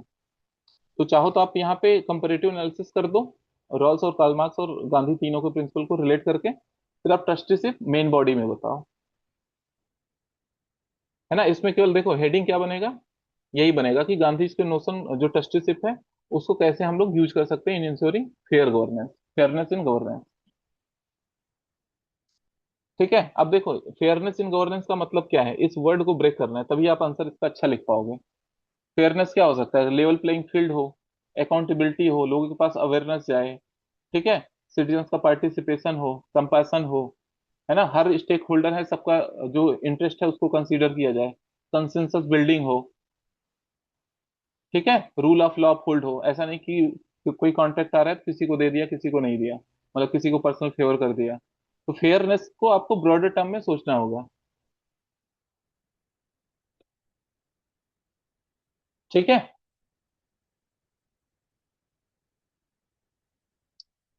है ना, तो आप जब लिखोगे उसको जो भी गांधी का प्रिंसिपल यहाँ पे ट्रस्टीशिप यूज करेंगे उन सब चीजों से आपको कनेक्ट करना होगा। फेयरनेस मतलब जैसे मान लो हम लोग बोल रहे हैं कि पब्लिक वेलफेयर को होल्ड करना, तो मतलब पब्लिक का वेलफेयर हो, तो अब आप बता रहे हो कि ट्रस्टीशिप जैसे बोल दिए कि जो रिसोर्सेज हैं उसका बेटर इक्विटेबल डिस्ट्रीब्यूशन होना चाहिए जिससे कि हम लोग पब्लिक वेलफेयर को अपहोल्ड कर पाए। ठीक है, फिर फेयरनेस के पॉइंट में हम लोग बोल रहे हैं कि अकाउंटेबिलिटी की बात कर रहे हैं कि जो रिसोर्सेज हैं ऐसा ना हो कि उसका क्या बोलते हैं, जब डिस्ट्रीब्यूशन हो ऐसा उसका ऑब्जेक्टिव ऑब्जेक्टिव डिस्ट्रीब्यूशन होना चाहिए। ठीक है, अगर कॉन्ट्रैक्ट आप किसी को दे रहे हो तो एक तरीके से ऑब्जेक्टिवनेस होनी चाहिए। ठीक है, तो आप फेयरनेस वाले एस्पेक्ट को हर बार ट्रस्टीशिप से कनेक्ट करोगे।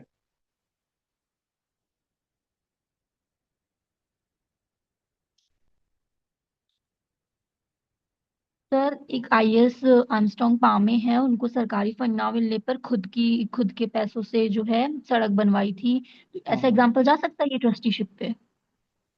मतलब इसमें उसमें आप डाल सकते हो कि एक्चुअली फेयरनेस पूछ रहा है, मतलब लिख सकते हो बहुत लेकिन बहुत डायरेक्ट कनेक्ट नहीं हो रहा है। ओ- मतलब आप ओके। ऐसे करो कि जैसे मार्जिनलाइज सेक्शन है उनका भी पार्टिसिपेशन आप बढ़ाओ, ये होता है ट्रस्टीशिप। ट्रस्टीशिप मतलब हम लोग बस केवल फंडिंग के सेंस में नहीं देखेंगे कि जैसे जो हम्म। जिनके पास मान लो जो कॉर्पोरेट सेक्टर है तो उनके पास जो एक्स्ट्रा पैसा है, जैसे सीएसआर क्या है इसका एक एग्जांपल है हाँ हाँ। ट्रस्टीशिप का ही। मतलब कुछ पैसे जो प्रॉफिट है वो आपके किसमें खर्च होने चाहिए, एजुकेशन में, इन्वायरमेंटल एस्पेक्ट में, सोशल इंडिकेटर को इंप्रूव करने में, ठीक है, एजुकेशन हेल्थ इन सब चीज में। तो ये ऐसा नहीं हमको देखना है बस केवल फंडिंग सेंस में देखना है। यहाँ पे सीएसआर का ऑब्जेक्टिव ये भी हो सकता है कि जो मार्जिनलाइज कम्युनिटी है उसका ट्रेनिंग और कैपेसिटी बिल्डिंग, ठीक है, उसका पार्टिसिपेशन होना चाहिए, मतलब इनको भी इंपावर करना है जिससे कि बाद में कि लेवल प्लेइंग फील्ड बन पाए, कि मतलब वो भी compete कर पाए, वो भी इंपावर हो पाए, ठीक है, वो भी अपने जो फुल पोटेंशियल है उसको अचीव कर पाए। क्लियर है।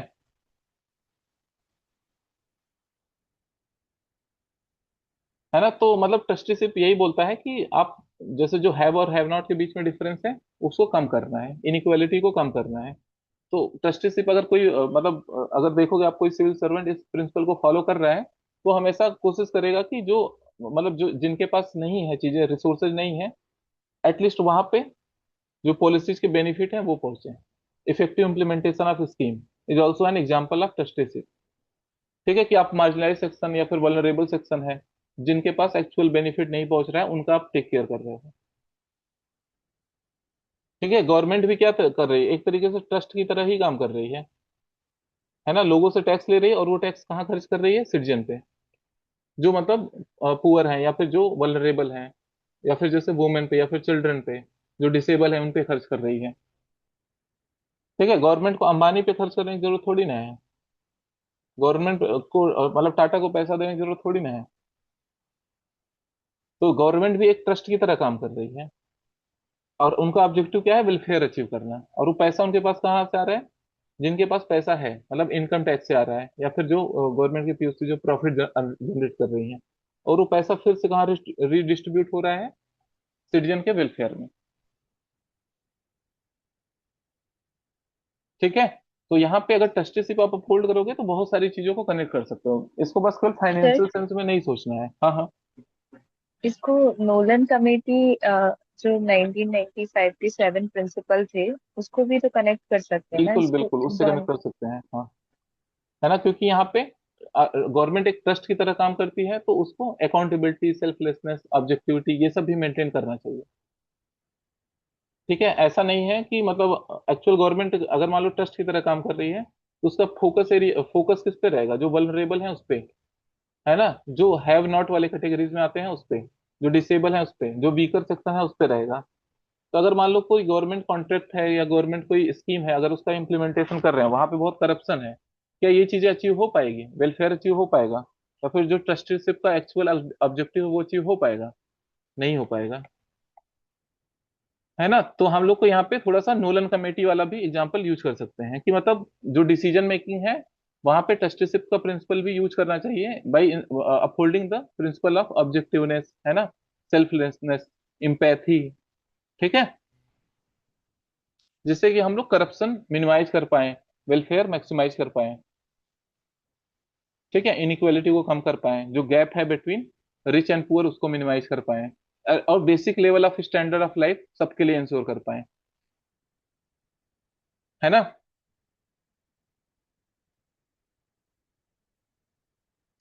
इसमें किसी का एक्स्ट्रा पॉइंट है? फिर इसको इमैनुअल कांट के कर्तव्य शास्त्र से भी तो ऐड ऑन कर सकते हैं। हाँ हाँ, उसको भी लिंक लिंक। कर सकते हैं। जो इमैनुअल कांट का कैटेगोरिकल इंपरेटिव है उससे भी हम लोग लिंक कर सकते हैं इसको, है ना। कि मतलब जैसे यहाँ पे क्या होता है कि मतलब एक्चुअल में जो सिविल सर्वेंट का रोल क्या होता है, वो क्या होता है, पब्लिक ये क्या बोलते हैं, ह्यूमन डिग्निटी को प्रोटेक्ट करना, है ना। ह्यूमन डिग्निटी तब प्रोटेक्ट होगा जब ट्रस्टीशिप प्रिंसिपल अच्छे से अपहोल्ड हो।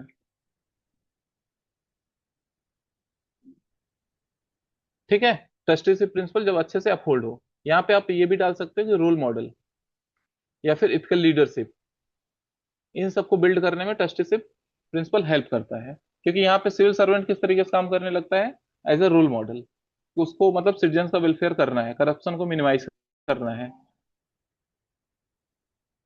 ठीक है, क्लियर है ये? हम लोग नेक्स्ट क्वेश्चन पे मूव करें। मतलब ब्रॉडर फ्रेमवर्क मैंने बता दिया, इस पे आप अपना पॉइंट बिल्ड कर सकते हो। तो अब आप लोग एक बार नेक्स्ट क्वेश्चन रीड कर लेना।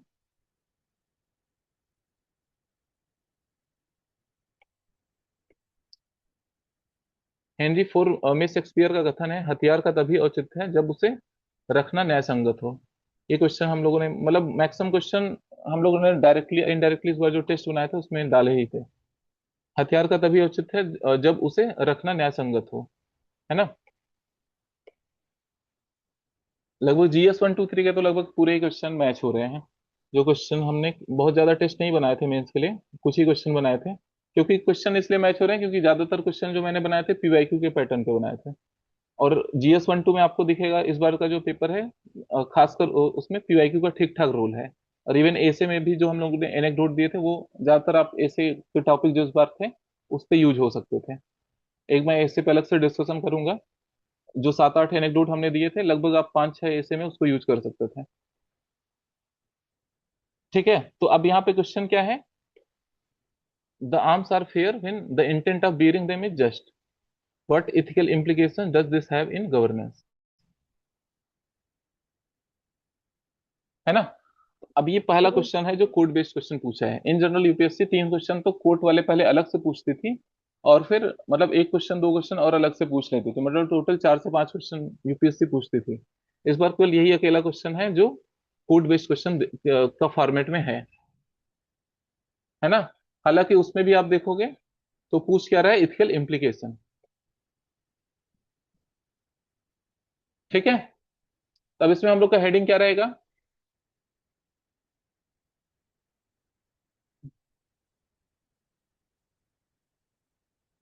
हम लोग का हेडिंग तो देखो यही रहेगा, मतलब इथिकल इम्प्लीकेशन इन गवर्नेंस, है ना, या फिर द इथिकल इम्प्लीकेशन ऑफ एबो कोड इन गवर्नेंस। ठीक है, प्रशासन में नैतिक आशय। ठीक है, दिए गए कोड का प्रशासन में नैतिक आशय, ये आपका मतलब हेडिंग रहेगा। या फिर इंग्लिश में लिख रहे हो तो इथिकल इम्प्लीकेशन ऑफ एबो कोड इन गवर्नेंस। ठीक है, तब यहाँ पे क्या यूज हो सकता है इसका, मतलब इस जो ये लाइन लिखा है इसका सिग्निफिकेंस क्या है, मतलब यहाँ पे हमको थोड़ा सा पॉजिटिव सेंस में पहले बताना है कि एक्चुअली देखो ये सही बात बोल रहे हैं, arms are fair when the intent of bearing is just. इसमें मतलब कोई निगेटिव बात नहीं है ना, कि मतलब आर्म का यूज अगर आप मतलब अच्छे इंटेंशन से रखते हो हथियार तो उसमें कोई दिक्कत नहीं है। अगर आप सोचते हो कि मुझे पर्सनल सिक्योरिटी या फिर बाकी लोग को सिक्योरिटी का ध्यान रखना है, जैसे आर्मी प्रोफेशनल हो गए, पुलिस हो गए, उनका एक्चुअल में इंटेंशन क्या होता है, सिक्योरिटी प्रोवाइड करना। तो वहां पे उनके लिए हथियार रखना कोई गलत नहीं है, ठीक है। लेकिन अगर यही मान लो हम लोग कोई क्रिमिनल की बात कर रहे हैं, वहां पे इंटेंट उनका क्या है, एक्सटॉर्शन, पैसे कलेक्ट करना, तो वहां पे वो क्या हो जाता है, अनजस्ट हो जाता है। ठीक है, तो यहाँ पे हम लोग किस तरीके से देख सकते हैं कि इसका इथिकल इम्प्लीकेशन क्या हो सकता है। जैसे अभी के ऊपर के हम लोग दो क्वेश्चन डिस्कस कर रहे थे कि कॉन्स्टिट्यूशनल प्रोटेस्ट या फिर ये सब चीजें, तो वहां पे भी इसका हम लोग यूज कर सकते हैं कि गवर्नमेंट को किस प्रपोर्शन में एक्शन लेना है या फिर कितना एक्शन होना चाहिए किसी पर्टिकुलर सिचुएशन में, वो आपको यहाँ पे दिख जाएगा। ठीक है, अगर गवर्नमेंट का पर्पज है सिक्योरिटी प्रोवाइड करना तो यूजिंग आर्म्स या फिर यूजिंग फोर्सेज इज जस्ट। ठीक है, जैसे हम लोग देखते हैं टेररिस्ट एक्ट हो रहा है, अगर वहां पे गवर्नमेंट अगर फोर्सेज यूज कर रही है, या फिर कुछ नक्सली इंसिडेंट हो रहे हैं जहाँ पे वायलेंस हो रहा है, तो वहां पे अगर गवर्नमेंट फोर्सेज यूज कर रही है तो वो जस्टिफाइड हो जाएगा इथिकल ग्राउंड पे, या फिर जो इस कोर्ट का मीनिंग है वो उसको जस्टिफाई कर रहा है ना। तो हम लोग को हर बार यहाँ पे इंटेंट पे फोकस करना है, मतलब इस ये वाला कोर्ट किस तरीके से गवर्नमेंट को हेल्प कर रही है अकाउंटेबिलिटी मेंटेन करने में, है ना। कि मतलब अगर मान लो इसको अगर आप देखोगे, अगर आप अगर गवर्नमेंट आर्म्स रख रही है ना, या फिर इवन अगर लोगों के पास आर्म्स है, तो उस उनका इंटेंशन अगर आप मेजर करो तो एक तरीके से क्या हो रहा है, आप अकाउंटेबिलिटी फिक्स कर पा रहे हो। अगर मान लो पुलिस पर्सनल है, अगर उनके पास आर्म्स है लेकिन उन्होंने किसी गलत पर्पज के लिए यूज कर लिया, तो वहां पे उस पुलिस पर्सनल को या फिर मिलिट्री पर्सनल को आप अकाउंटेबल बना सकते हो। ठीक है, तो यहाँ पे हमको यही सब एस्पेक्ट डिस्कस करने हैं कि क्या इसका फायदा होता है अगर हम इंटेंशन पे, अगर हमारा इंटेंशन जस्ट रहे तो क्या होगा, हम लोग अकाउंटेबिलिटी मेंटेन कर पाएंगे गवर्नेंस के पर्सपेक्टिव से, पब्लिक वेलफेयर हो पाएगा, पब्लिक सिक्योरिटी अचीव हो पाएगी, इवन हम लोग कॉन्स्टिट्यूशनल प्रोटेस्ट हो गए या फिर जो राइट टू प्रोटेस्ट है उसको हम लोग अपहोल्ड कर पाएंगे। ठीक है, सोसाइटी में क्या रहेगा, पीसफुल एनवायरनमेंट रहेगा। चीजें क्लियर हो रही हैं, मतलब अगर आप गवर्नमेंट हो गई या फिर जिनके पास भी हथियार है, अगर उनका इंटेंशन क्लियर है कि मुझे इस पर्पज के लिए रखना है, तो उसके बहुत सारे फायदे हो सकते हैं। आप डिफेंसिव पर्पज के लिए कर सकते हो कि जैसे मान लो इंडिया के पास बहुत सारे डीआरडीओ बहुत सारे इक्विपमेंट बना रहा है ना, हथियार बना रहा है, एम्यूनेशन बना रहा है, तो वहां पे क्या दिखा रहा है, इंटेंशन हम लोग का अच्छा है, हम लोग उसको यूज करेंगे डिफेंसिव पर्पज के लिए रेदर देन अटैक के लिए। अगर इंडिया पे कोई अटैक करता है या फिर इंडिया का कोई टेरिटोरियल सॉवरेंटी वायलेट करता है, हम उस पर अटैक कर सकते हैं डिफेंसिव पर्पज के लिए। ठीक है, तो यहाँ पे इंटेंट आपका क्या है, अच्छा है। मतलब इंडिया का अगर आप न्यूक्लियर पॉलिसी देखोगे तो उसमें क्या है, नो फर्स्ट यूज, इंडिया पहले मतलब अटैक नहीं करेगा जब तक कोई उस पर अटैक नहीं ना करे, है ना। तो यहाँ पे इंटेंट हम लोग का क्या दिखा रहा है कि हम लोग का इंटेंट क्या है, अपना security rather than disturbing any other countries.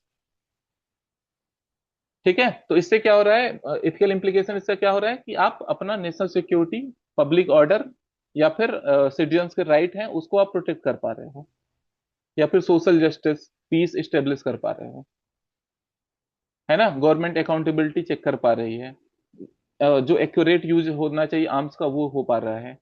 नहीं तो क्या होगा, अगर आप इंटेंट पे ध्यान नहीं दोगे तो हो सकता है उसका मिसयूज होना शुरू हो जाए। जैसे आप देखोगे इंटेंट पे जो ध्यान नहीं देते गवर्नमेंट, उस पर क्या करती है, स्ट्रिक्ट एक्शन लेती है। प्रिवेंटिव डिटेंशन हो गया, अगर उसको लग रहा है कोई टेररिस्ट एक्टिविटी में इन्वॉल्व होने वाला है, अगर आइडेंटिफाई कर लिया तो पहले से ही अरेस्ट कर लेगी। ठीक है, तो आम ये वाला जो कोर्ट का एथिकल इम्प्लीकेशन क्या आ रहा है कि गवर्नमेंट इसको यूज कर सकती है इंटेंशन, इंटेंशन वाली चीज को, कि मतलब कोई इस हथियार का मिसयूज ना कर पाए। ठीक है, यहाँ पे बहुत सारी चीजें एक साथ हो रही हैं, पब्लिक सिक्योरिटी भी स्टेब्लिश हो पा रही है, सिटीजन के राइट भी प्रोटेक्ट हो पा रहे हैं, अकाउंटेबिलिटी जिसके पास हथियार है अकाउंटेबिलिटी भी चेक हो पा रहा है, अपना नेशनल सिक्योरिटी डिफेंसिव पर्पज के लिए हम लोग कर पा रहे हैं, या फिर और भी चीजें कि लोगों के कॉन्स्टिट्यूशनल जो राइट हैं उसको प्रोटेक्ट राइट, मतलब बहुत ऐसा नहीं है कि हथियार रखना गलत है ना। अगर लोग हथियार रख रहे हैं उसमें कोई प्रॉब्लम नहीं है, मतलब गवर्नमेंट लाइसेंस खुद ही देती है। तो वो भी राइट, जो लोग के सिटीजन्स का राइट है वो भी प्रोटेक्ट हो पाएंगे, सिटीजन्स की लिबर्टी। अब लेकिन उसका गलत यूज ना हो पाए तो गवर्नमेंट किस पे ध्यान देगी, इंटेंट पे। जैसे लाइसेंस दे रही है तो ऐसा नहीं होगा किसी को भी दे दे। अगर गवर्नमेंट को लगेगा कि इसका इंटेंशन खराब है तो उसको लाइसेंस नहीं देगी, है ना। तो यहाँ पे इसका मतलब क्या हो रहा है कि सिटीजन्स का लिबर्टी या फिर जो लाइफ है वो भी प्रोटेक्ट करने की कोशिश कर रही है गवर्नमेंट। ठीक है। इसके अलावा किसी का कुछ और पॉइंट है, मतलब यहाँ पे इथिकल इम्प्लीकेशन क्या हो सकता है अगर गवर्नमेंट इंटेंट पे फोकस करे तो। सर इस एनीवन? क्वेश्चन को सर हाँ, इस क्वेश्चन को पॉजिटिव वे में ही लेंगे, मतलब नेगेटिव एस्पेक्ट्स नहीं बताएंगे। इसमें मतलब मेरे हिसाब से, क्योंकि यहाँ देखो जैसे निगेटिव इसका बताइए अब क्या होगा। एक्चुअली सर इसको मतलब नेगेटिव एस्पेक्ट बताने का नहीं बोल रही हूँ मैं, ऐसे बोल रही हूँ कि अगर जैसे हम कुछ थ्योरी को कनेक्ट करें, जैसे हम्म थॉमस हॉब्स और जॉन लॉक का सोशल कॉन्ट्रैक्ट थ्योरी था। तो हम्म हम हम्म। थ्योरी से कनेक्ट करके बता सकते हैं ना कि अगर ये चीज मतलब पॉजिटिव वे में होगी तो बेटर रहेगा, बट अगर ये नेगेटिव में जाएगा तो कितना लॉस हो सकता है, ऐसे कनेक्ट करके। वही तो बात है, जैसे यहाँ पे स्टेट हो गया और यहाँ पे हम लोग मान लो सिटीजन हो गए। स्टेट का ड्यूटी क्या है सिटीजन्स के लाइफ को या फिर लिबर्टी को प्रोटेक्ट करना, है ना। अब यहाँ पे हम लोग यूज क्या कर रही है गवर्नमेंट, मतलब जो भी हथियार जिसको दे रही है वो देख रही है कि इंटेंट उनका सही हो। मतलब इसको अलग अलग तरीके से गवर्नमेंट मेजर करती है, या फिर अगर उसको लगता है इंटेंशन सही था लेकिन अगर मिसयूज लग रहा है करने वाला तो गवर्नमेंट अरेस्ट कर लेगी। ठीक है। तो यहाँ पे सिटीजन देखो गवर्नमेंट स्टेब्लिश किया है सोशल कॉन्ट्रैक्ट के थ्रू, मतलब लोग मिल के जनरल विल के थ्रू एक स्टेट या फिर सोसाइटी का निर्माण किए हैं, है ना। लेकिन स्टेट का ड्यूटी क्या है, मतलब सिटीजन क्या देते हैं, वोट देते हैं। स्टेट का काम क्या है, सिटीजन की लाइफ को प्रोटेक्ट करना। जो एक्चुअल थ्रेट था स्टेट ऑफ नेचर में, जब आप देखोगे जब कोई गवर्नमेंट नहीं थी, है ना, जो जिसको हम लोग बोलते हैं स्टेट ऑफ नेचर, वहां पे मेन थ्रेट क्या था, लाइफ, लिबर्टी एंड प्रॉपर्टी। यही तीन मतलब इसका प्रोटेक्शन का कोई गारंटी नहीं था, जिसको हम लोग बोलते हैं मत्स्य न्याय, या फिर इसको हम लोग ये भी बोलते हैं लॉ ऑफ जंगल। जिसमें क्या होता है कि strength of lion will prevail, या फिर जो बड़ी मछली होती है छोटी मछली को खा जाती है। ये आपको दिया है मत्स्य न्याय, कौन दिया है, कौटिल्य में दिया है अर्थशास्त्र में। लॉ ऑफ जंगल मैकियावेली, जितने भी आप सोशल कॉन्ट्रैक्ट थ्योरी वाले स्कॉलर देखोगे सब लोग इसको एक्सप्लेन करते हैं। ठीक है। तो अब यहाँ पे क्या है कि अगर आप गवर्नमेंट अगर इंटेंट को नहीं समझेगी, हथियार अगर मान लो किसी के पास है, अगर इंटेंट अच्छा नहीं है तो वहां पे क्या होगा कि लोगों का लाइफ, लिबर्टी, प्रॉपर्टी थ्रेट में आ सकता है। और वही गवर्नमेंट का मेन काम है। जब शुरू में गवर्नमेंट क्रिएट किया गया, स्टेट बनाया गया पहली बार, तो पर्पज यही था कि ये तीन चीज प्रोटेक्ट करना गवर्नमेंट का मेन काम है, स्टेट का मेन काम है। लोग के लाइफ को, लिबर्टी को और प्रॉपर्टी को। ठीक है। तो यहाँ पे इंटेंट जो है उसको देखना बहुत जरूरी है। अगर किसी के पास हथियार है तो इंटेंट उसका सही होना चाहिए, है ना। तो हम लोग ज्यादातर फोकस इसी पे करेंगे कि इसका एथिकल इम्प्लीकेशन, मतलब देखो इस कोर्ट में कोई निगेटिविटी नहीं है, मतलब आर्म्स आर फेयर, है ना, when the intent of bearing them is just. बल्कि आप कुछ वे फॉरवर्ड डाल सकते हो कि मतलब इंटेंट को कैसे पहचान सकते हैं कि इंटेंशन अच्छा है कि नहीं है ना। या फिर इवन मतलब हम लोग कैसे डिसआर्मामेंट की तरफ जा सकते हैं, कि मिनिमाइज कर रहे हैं कि हमको आर्म्स रखना ही नहीं है। मतलब एडिशनल आप एक वे फॉरवर्ड ओरिएंटेड बना सकते हो। बट इसमें मुझे कुछ निगेटिव नहीं दिख रहा है इस स्टेटमेंट में। क्योंकि अगर किसी के पास जेन्युइन रीजन है हथियार रखने का तो वो जस्टिफाइड है। मान लो अगर कोई जंगल में रह रहा है तो अगर मान लो वहां पे उसके पास कुछ तो इक्विपमेंट होने चाहिए जिससे वो अपने आप को प्रोटेक्ट कर पाए। ठीक है। तो हर जगह जो थ्रेट है उसके हिसाब से आप आर्म्स, मतलब प्रोपोर्शनलिटी के हिसाब से हम लोग हथियार रख सकते हैं। ठीक है। लेकिन अगर किसी के पास कोई थ्रेट ही नहीं है, अगर वो हथियार रख रहा है बिना कोई पर्पज के, बिना कोई एक्चुअल जेन्युइन इंटेंशन के, तो वो फिर गलत है ना। तो पहले हम लोग इसको जस्टिफाई करेंगे, इसका एथिकल इम्प्लीकेशन क्या हो सकता है, फिर थोड़ा सा हम लोग सजेशन दे सकते हैं। मतलब हेडिंग वन हम लोग का यही रहेगा कि जो अगर एक्चुअल इंटेंशन अगर सही है हथियार रखने का, तो उसका एथिकल इम्प्लीकेशन क्या हो सकता है गवर्नेंस पे, तो हम लोग यहाँ पे पॉजिटिव चीजें बताएंगे। फिर हम लोग बताएंगे कि किस तरीके से हम लोग डिसआर्मामेंट कर सकते हैं, या फिर जो जेन्युइन इंटेंशन है उसको प्रमोट कर सकते हैं, तो मतलब इंटेंशन अगर सही है तो उसी को हथियार मिले। सर इसमें हथियार लिखा है तो मतलब हथियार ही हमें यूज करना है, मतलब कोई भी ऐसी पावर हो सकती है जिसका मतलब औचित्य नहीं है, वो न्याय संगत नहीं होगी, सिर्फ हथियार ही क्यों यूज करना। नहीं नहीं, आप उसको और एक्सपेंड कर सकते हो। मतलब हथियार का मतलब यहाँ पे है सेंस ऑफ, मतलब वही कुछ पावर सेंस में ही है। कोई भी पावर हो सकता है हाँ ना पावर, कि पावर अलग अलग सेंस में, जैसे पावर का एलिमेंट देखोगे, मतलब थोड़ा सा हम लोग इस पे जा सकते हैं। मतलब जैसे पावर का एलिमेंट में क्या क्या आता है, मतलब टेक्नोलॉजिकल पावर हो सकता है, कल्चरल पावर हो सकता है, ठीक है, मिलिट्री पावर हो सकता है, इकोनॉमिक पावर हो सकता है। तो यस बहुत सारी सर। चीजें हैं एलिमेंट ऑफ पावर में। ठीक है, तो अगर आप बाकी चीजों से कनेक्ट करना चाहते हो तो उससे भी कनेक्ट कर सकते हो, लेकिन इंटेंशन मतलब अच्छा होना चाहिए। अगर कोई मान लो इकोनॉमिक पावर से कनेक्ट करते हैं, कोई कंट्री है या हाँ जी। कोई पर्सन है, अगर वो इकॉन मतलब बहुत ज्यादा रिसोर्सेज गैदर कर रहा है, लेकिन अगर उसका इंटेंशन खराब है, तो मतलब वो पैसा इसलिए गैदर कर रहा है कि उसको टेररिज्म टेररिस्ट एक्टिविटी प्रमोट कर रहा है ना, या फिर अगर गलत तरीके से एक्वायर कर रहा है, तो फिर वो भी एक निगेटिव है। ठीक है, तो थोड़ा सा आप एक आध पॉइंट इसमें एक्स्ट्रा दिखा सकते हो, बट ज्यादातर पॉइंट कोशिश करना कि मतलब आर्म्स वर्ड यूज है यहाँ पे, तो थोड़ा सा हम लोग मिलिट्री सेंस में ज्यादा बात करेंगे। ठीक है, या फिर मतलब हार्ड पावर की बात करेंगे। इसमें किसी को कोई कोई इशू है?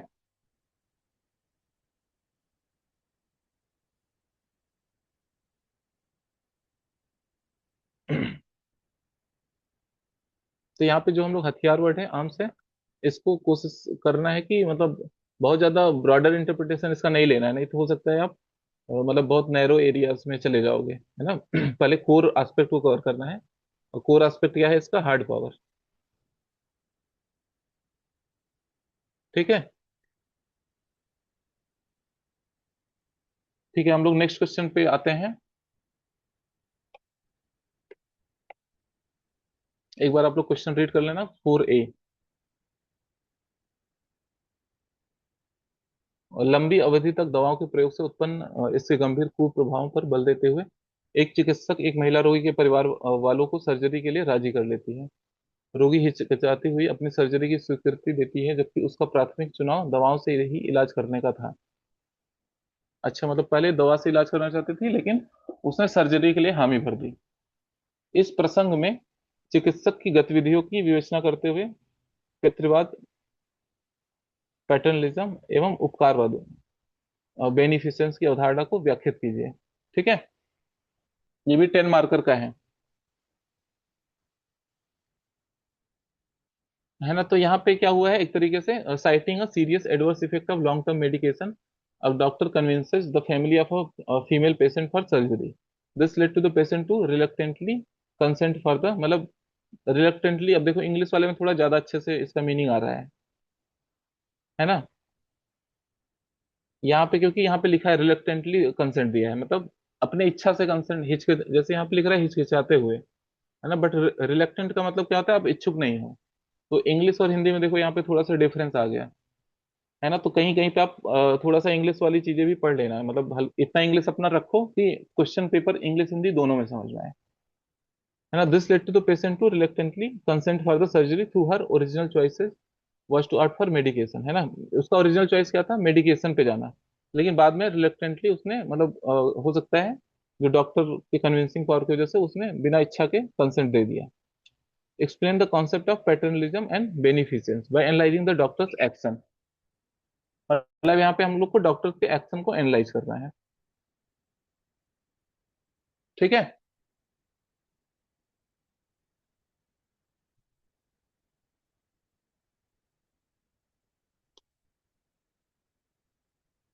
तो अब इसमें आप लोग एक बार बताओ कि पैटर्नलिज्म और बेनिफिशियंस है क्या, बिना उससे क्योंकि आगे बढ़ नहीं पाएंगे।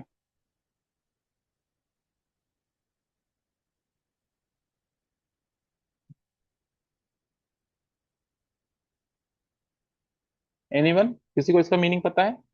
पितृवाद और उपकार, की अवधारणा, मतलब यहाँ पे थोड़ा एक्चुअली एक जो मतलब थिन लाइन होती है वो क्रॉस हो रही है ना, क्योंकि यहाँ पे बिना इच्छा के मतलब उससे कंसेंट फॉर्म भरा लिया गया है।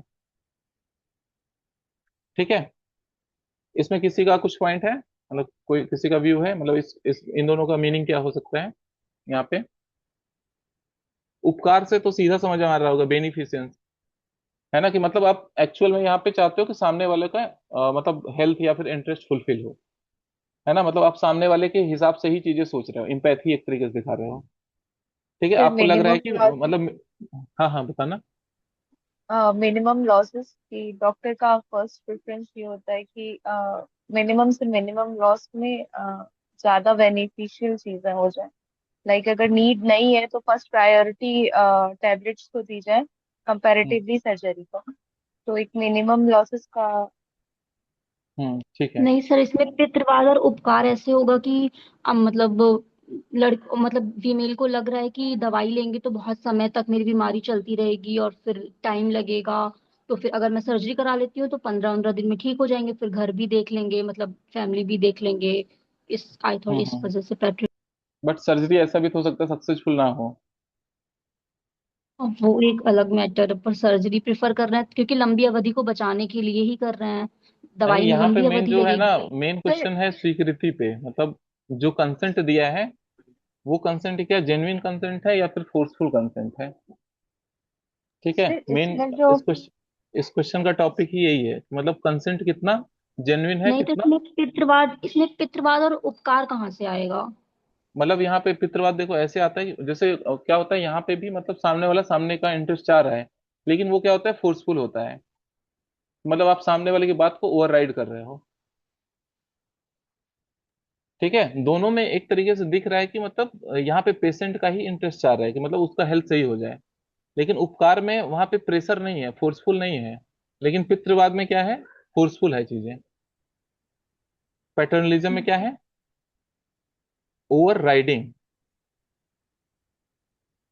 ठीक है, मतलब सामने वाला अगर नहीं भी चाह रहा है तो आप कंसेंट उस पर बनवा ले रहे हो। लेकिन बेनिफिशियंस में क्या है, कि आप मतलब सामने वाले को हेल्प करना चाहते हो, उसको कन्विंस करने की कोशिश कर रहे हो। ठीक है, दोनों में डिफरेंस क्लियर समझ में आ रहा है, मतलब एक तरीके से मतलब वहां पे इस वाले में देखोगे जो इंडिविजुअल का ऑटोनॉमी है वो अपहोल्ड नहीं हो रहा है। ठीक है, इस वाले कंडीशन में, लेकिन यहाँ पे इंडिविजुअल ऑटोनॉमी अपहोल्ड होगा। दोनों में डिफरेंस आप लोग कर पा रहे हो?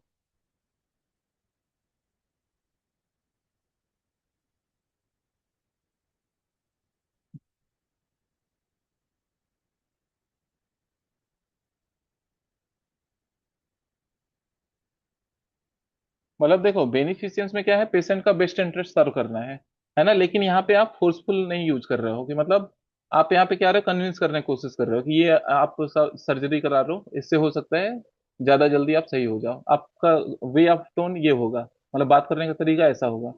लेकिन पैटर्नलिज्म में क्या है, वहां पे मतलब ऐसा नहीं है कि सामने वाले का आप इंटरेस्ट चाहते हो, आपके हिसाब से लगता है कि सर्जरी बेस्ट तरीका है। ठीक है, तो आप वहां पे सामने वाले को बोलोगे कि नहीं सर्जरी कराओ, इसके अलावा कोई और ऑप्शन नहीं है। ठीक है, और आप उसको मतलब एक तरीके से फोर्सफुली या फिर ओवर राइड करने की कोशिश करोगे।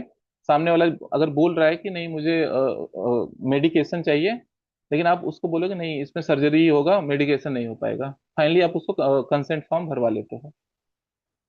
यहाँ पे इंडिविजुअल ऑटोनॉमी को रिस्पेक्ट नहीं किया जा रहा है, लेकिन यहाँ पे इंडिविजुअल ऑटोनॉमी को बेनिफिशियंस में रिस्पेक्ट किया जा रहा है, और यहाँ पे पेशेंट के बेस्ट इंटरेस्ट की बात हो रही है। लेकिन पैटर्नलिज्म में क्या है, जो कन्विंस करने की कोशिश कर रहा है, जो ओवर राइड कर रहा है, उसको लग रहा है कि मेरे हिसाब से यही चीज सही है। जैसे देखो यहाँ पे क्या है, मान लो हम लोग दो कंडीशन लेते हैं।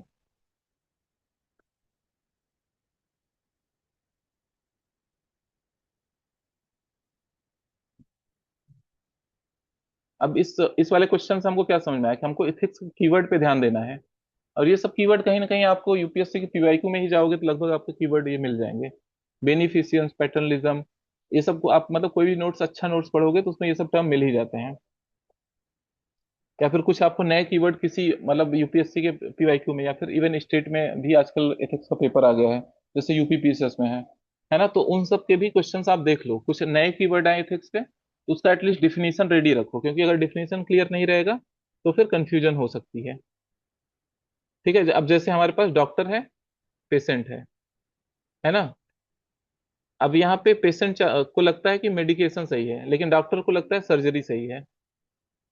ठीक है, तो अब डॉक्टर यहाँ पे क्या करेगा, फर्स्ट वाले कंडीशन जो पैटर्नलिज्म है उसमें करेगा कि वो ओवर राइड करने की कोशिश करेगा। मतलब पेशेंट अगर बोले नहीं मुझे मेडिकेशन चाहिए, डॉक्टर बोलेगा नहीं आपके लिए सर्जरी ही सही है। ठीक है, मतलब डॉक्टर को यहाँ लगता है कि उसके हिसाब से सर्जरी बेस्ट है, या फिर हो सकता है उसका पर्सनल इंटरेस्ट भी हो, है ना। लेकिन अब दूसरे सिचुएशन क्या है, जब हम उपकार की बात करते हैं, डॉक्टर पेशेंट, अब यहाँ पेशेंट मेडिकेशन चाहता है, डॉक्टर को लगता है सर्जरी, है ना। ये हम लोग का उपकार जो सेकेंड वाला पार्ट है, बेनिफिशियंस। तो अब यहाँ पे बेनिफिशरी के पॉइंट ऑफ व्यू से सोच रहा है डॉक्टर कि मतलब उसके हिसाब से क्या ज्यादा बेटर है, सर्जरी ज्यादा बेटर है कि मेडिकेशन। यहाँ पे अगर मान लो उसको लग रहा है सर्जरी बेटर है, तो उसको कन्विंस करने की कोशिश कर रहा है। लेकिन अगर मान लो पेशेंट बोल रहा है नहीं मुझे मेडिकेशन ही चाहिए, हो सकता है उस बात पे भी वो एग्री हो जाए। यहाँ पे आप इंडिविजुअल के डिसीजन को रिस्पेक्ट कर रहे हो, बट यहाँ पे आप इंडिविजुअल के डिसीजन को रिस्पेक्ट नहीं कर रहे हो। दोनों में डिफरेंस क्लियर है। मतलब पूरा क्वेश्चन किस पे है, चॉइस पे, कि जो पेशेंट है कंसेंट दिया है वो जेन्युइन चॉइस है या फिर मतलब फोर्सफुल है या फिर ओवरराइडिंग चॉइस है। ठीक है, किसी को इसमें कुछ कंफ्यूजन।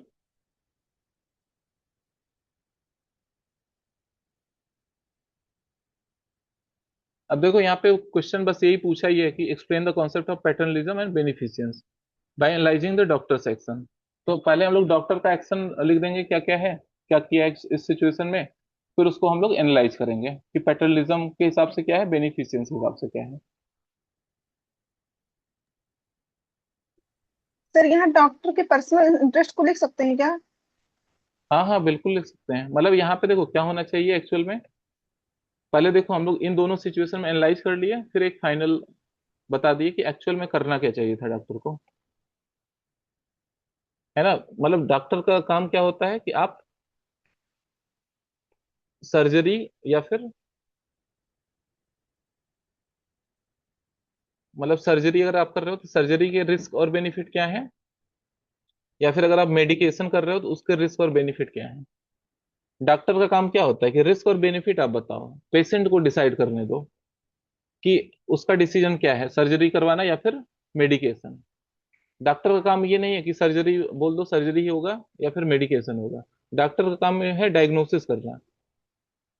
ठीक है, ये this is the individual choice, ये पेशेंट को डिसाइड करने दो उसको सर्जरी करवाना है या फिर मेडिकेशन,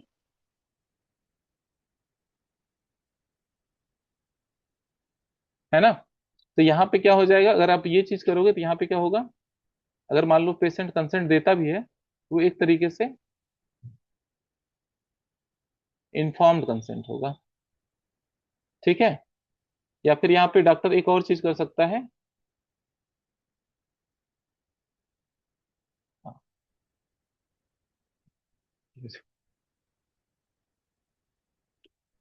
ओके, एक चीज और इसमें हो सकता है, डॉक्टर अल्टरनेटिव दे सकता है कि किसी पर्टिकुलर सिचुएशन में रिस्क क्या होगा, सर्जरी का रिस्क क्या है, बेनिफिट क्या है। अगर मान लो आपको दोनों नहीं कराना है तो एक उसका कुछ अल्टरनेटिव अगर एग्जिस्ट करता है तो। क्लियर है, तो यहाँ पे हम लोग तीन हेडिंग बनाएंगे। पहले बताएंगे कि, या पहले एक डॉक्टर का एक्शन बता दिए फर्स्ट हेडिंग में, जो हम लोग यहाँ पे क्वेश्चन पढ़ के समझ पा रहे हैं उसको इंट्रोडक्शन में या फिर एक छोटा सा हेडिंग बना के बता दिए। फिर सेकेंड हेडिंग में हम लोग बनाएंगे कि इसमें पैटर्नलिज्म से हम लोग क्या समझ रहे हैं, पैटर्नलिज्म अप्रोच लगा के देखेंगे। फिर दूसरा बेनिफिशियंस वाला अप्रोच, उपकार वाला अप्रोच लगा के देखेंगे। फिर फाइनल में कि what is the appropriate approach, what is the क्या बोलते हैं right approach for the correct course of action for the doctor.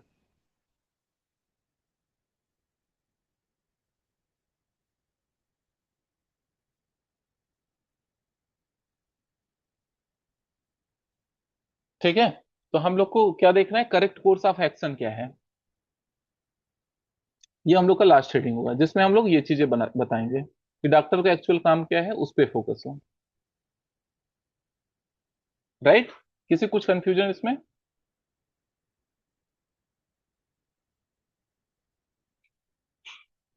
Anyone? तो हम लोग नेक्स्ट क्वेश्चन पे मूव करते हैं, थोड़ा सा इसको फास्ट फिनिश करते हैं। सर इंट्रो में कैसे क्या लिखेंगे, कैसे स्टार्ट करेंगे उसको? इंट्रोडक्शन में आप मतलब चॉइस की बात कर सकते हो कि, या अगर देखो जो पहला वाला डॉक्टर का एक्शन है उसको ही एक समराइज कर दो, या फिर आप ये लिख सकते हो कि यहाँ पे दिस केस स्टडी या फिर this issue involve the debates अराउंडिंग individual autonomy over over over, मतलब उसको किस तरीके से प्रोसीजर फॉलो करवाना है, मेडिकेशन या फिर सर्जरी, ऐसे करके लिख सकते हैं।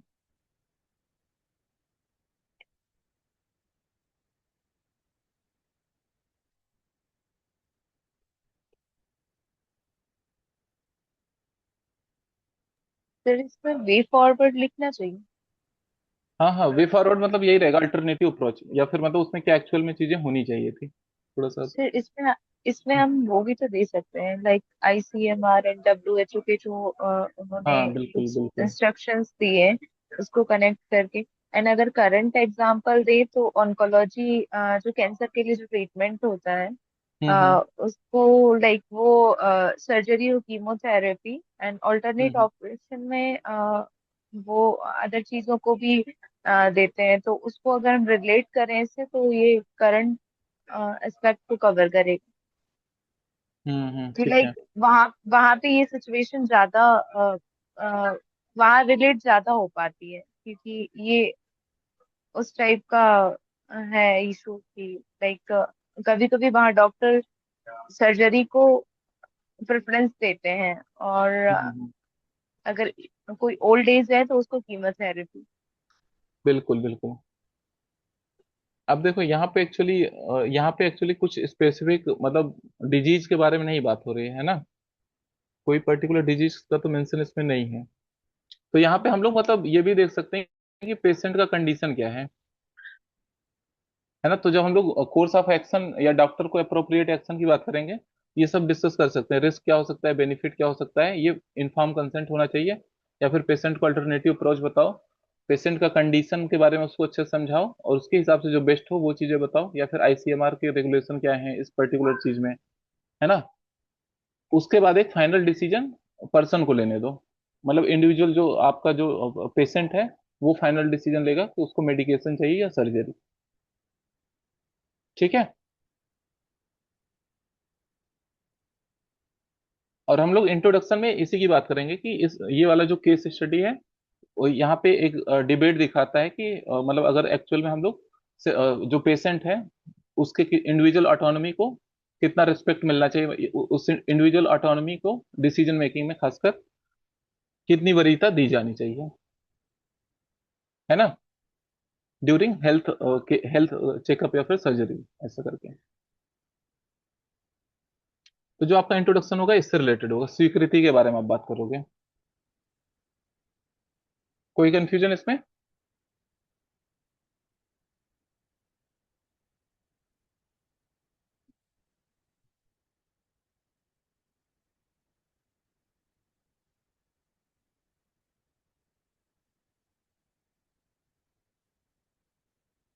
ठीक है, तो हम लोग नेक्स्ट क्वेश्चन पे मूव करें। है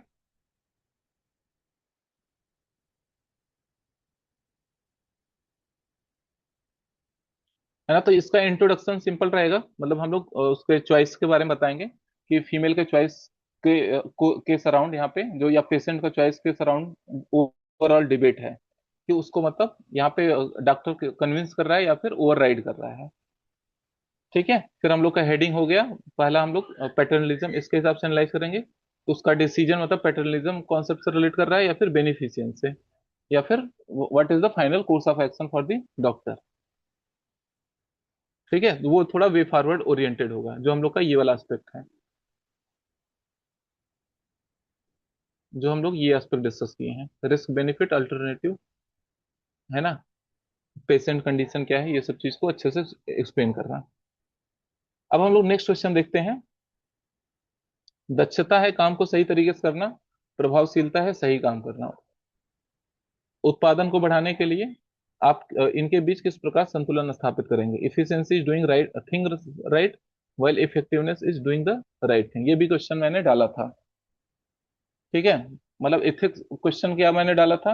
ethics is knowing the difference between what is right and what is right thing to do in any situation, है ना? तो वही एक तरीके से क्वेश्चन है, मतलब what is right and what is right thing to do, उसके बीच में कैसे बैलेंस बनाया जाए। जो यही समझ जाता है वही मतलब उस एथिक्स को वो अच्छे से समझता है। ठीक है, तो अब इसके बीच में किस तरीके से बैलेंस बनाया जाए, इसका हम लोग स्ट्रक्चरिंग कैसे कर सकते हैं? एनीवन? इसमें हेडिंग हमारा क्या होगा इस क्वेश्चन में?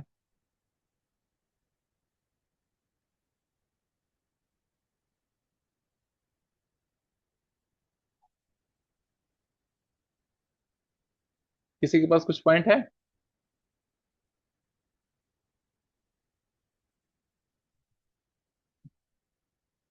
मतलब यहाँ पे सिंपल हम लोग डिफाइन भी कर सकते हैं कि इफिशियंसी क्या होता है, इफेक्टिवनेस क्या होता है ना? मतलब मेरे हिसाब से बेस्ट इसका इंट्रोडक्शन ऐसे ही रहेगा, क्योंकि दोनों ऐसे टर्म है जो मतलब बिना डिफाइन किए अपने आप से नहीं समझ में आएंगे, है ना? कई बार क्या होता है, सेल्फ एक्सप्लेनेटरी टर्म होते हैं जिसको देख के ही उसका मीनिंग समझ में आ जाता है। बट यहाँ पे मीनिंग बिना इसको बताए नहीं समझ में आएगा। यहाँ पे आप इफिशियंसी और इफेक्टिवनेस दोनों की बात कर सकते हो। ठीक है,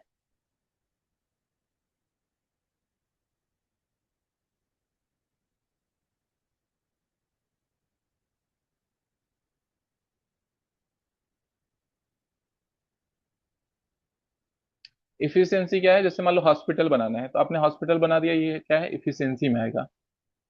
ठीक है, लेकिन उस हॉस्पिटल से कितना चेंज आया, मतलब कितना एमएमआर घटा, एमआर घटा, या फिर कितना मतलब उस एरिया में ओवरऑल डिजीज का रेट है वो घटा, ये आपका क्या है? इफेक्टिवनेस।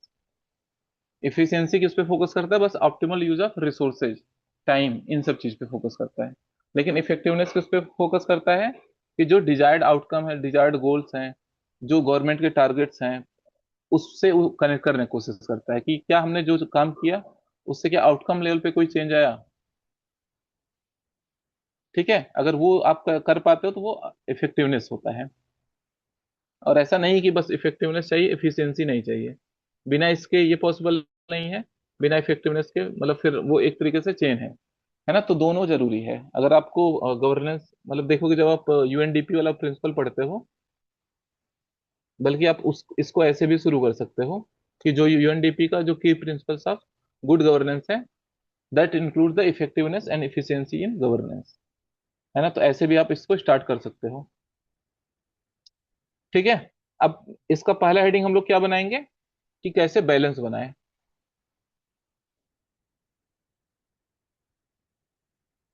ठीक है, तो यहाँ पे हम लोग का हेडिंग यही रहेगा, एक हेडिंग रहेगा कि कैसे हम लोग बैलेंस बना सकते हैं बिटवीन इफिशियंसी एंड इफेक्टिवनेस। तो किस तरीके से हम लोग बना सकते हैं? मतलब बस आप ऐसे सोचो कि इफिशियंसी के लिए क्या क्या चीजें करनी होती है, इफेक्टिवनेस के लिए क्या क्या करनी होती है। आप बहुत ऐसे मत सोचो कि दोनों टर्म को बैलेंस बनाना है। बस आप प्रमोट करो इफिशियंसी इफेक्टिवनेस दोनों, ऑटोमेटिक वो बैलेंस बन जाएगा। जैसे मान लो टेक्नोलॉजी प्रमोट कर देते हो, तो उससे क्या होता है? इफिशियंसी भी आएगी, इफेक्टिवनेस भी आएगी, है ना? कई बार ऐसा नहीं होता कि दोनों के लिए मतलब एक चीज है जो बैलेंस करेगी। मतलब कई चीजें हैं कि दोनों को प्रमोट कर रही है, इफिशियंसी को भी प्रमोट कर रही है, इफेक्टिवनेस को भी प्रमोट कर रही है। मतलब ऐसे सोल्यूशन हमको देने हैं जो काउंटर ना करें, ना इफिशियंसी को काउंटर करें ना फिर इफेक्टिवनेस को।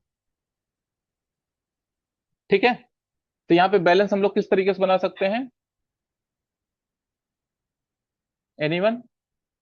फटाफट बस ऐसे पॉइंटर बताओ कीवर्ड्स में, जिससे कि हम लोग फटाक से आगे बढ़े नेक्स्ट क्वेश्चन पे। अब यहाँ पे एक ही एस्पेक्ट क्वेश्चन है, तो कम से कम 8 9 पॉइंट 10 पॉइंट लिखना चाहिए। ठीक है, जैसे टेक्नोलॉजी हो गया, फीडबैक मैकेनिज्म हो गया, सिटीजन चार्टर को इम्प्लीमेंट करने की जरूरत है, सर्वोत्तम मॉडल हो गया, है ना? सिटीजन सेंट्रिक गवर्नेंस हो। ठीक है, ऑडिट हो गया। इफिशियंसी कैसे आती है? मतलब आप देखोगे कि बेटर यूटिलाइजेशन ऑफ रिसोर्सेज हो, मॉनिटरिंग हो, ओवरसाइट हो, 365 डिग्री रिव्यू हो, है ना। प्रियोरिटाइजेशन भी करने की जरूरत है रिसोर्स जो आपके पास हैं।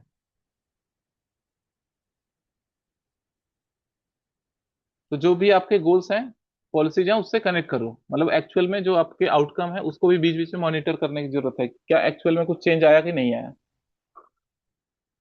ठीक है, तो आउटकम बेस्ड पॉलिसी मेकिंग होनी चाहिए, 365 degree review, auditing, social audit.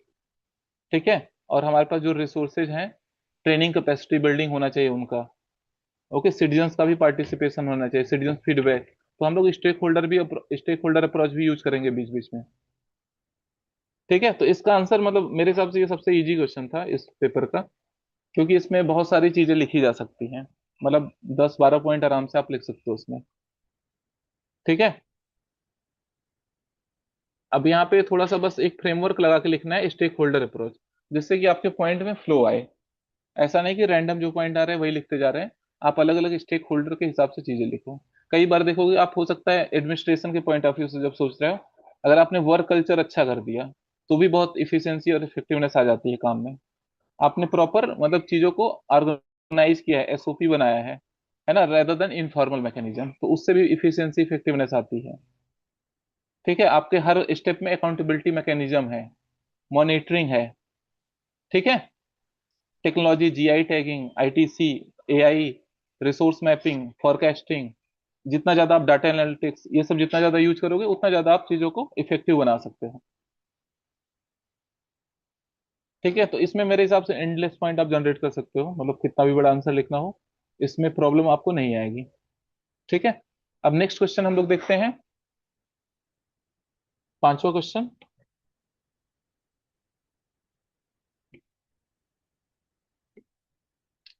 और सुदूर क्षेत्रों में विद्यालय स्थित विद्यालय प्रायः सरकारी नियमों के अनुसार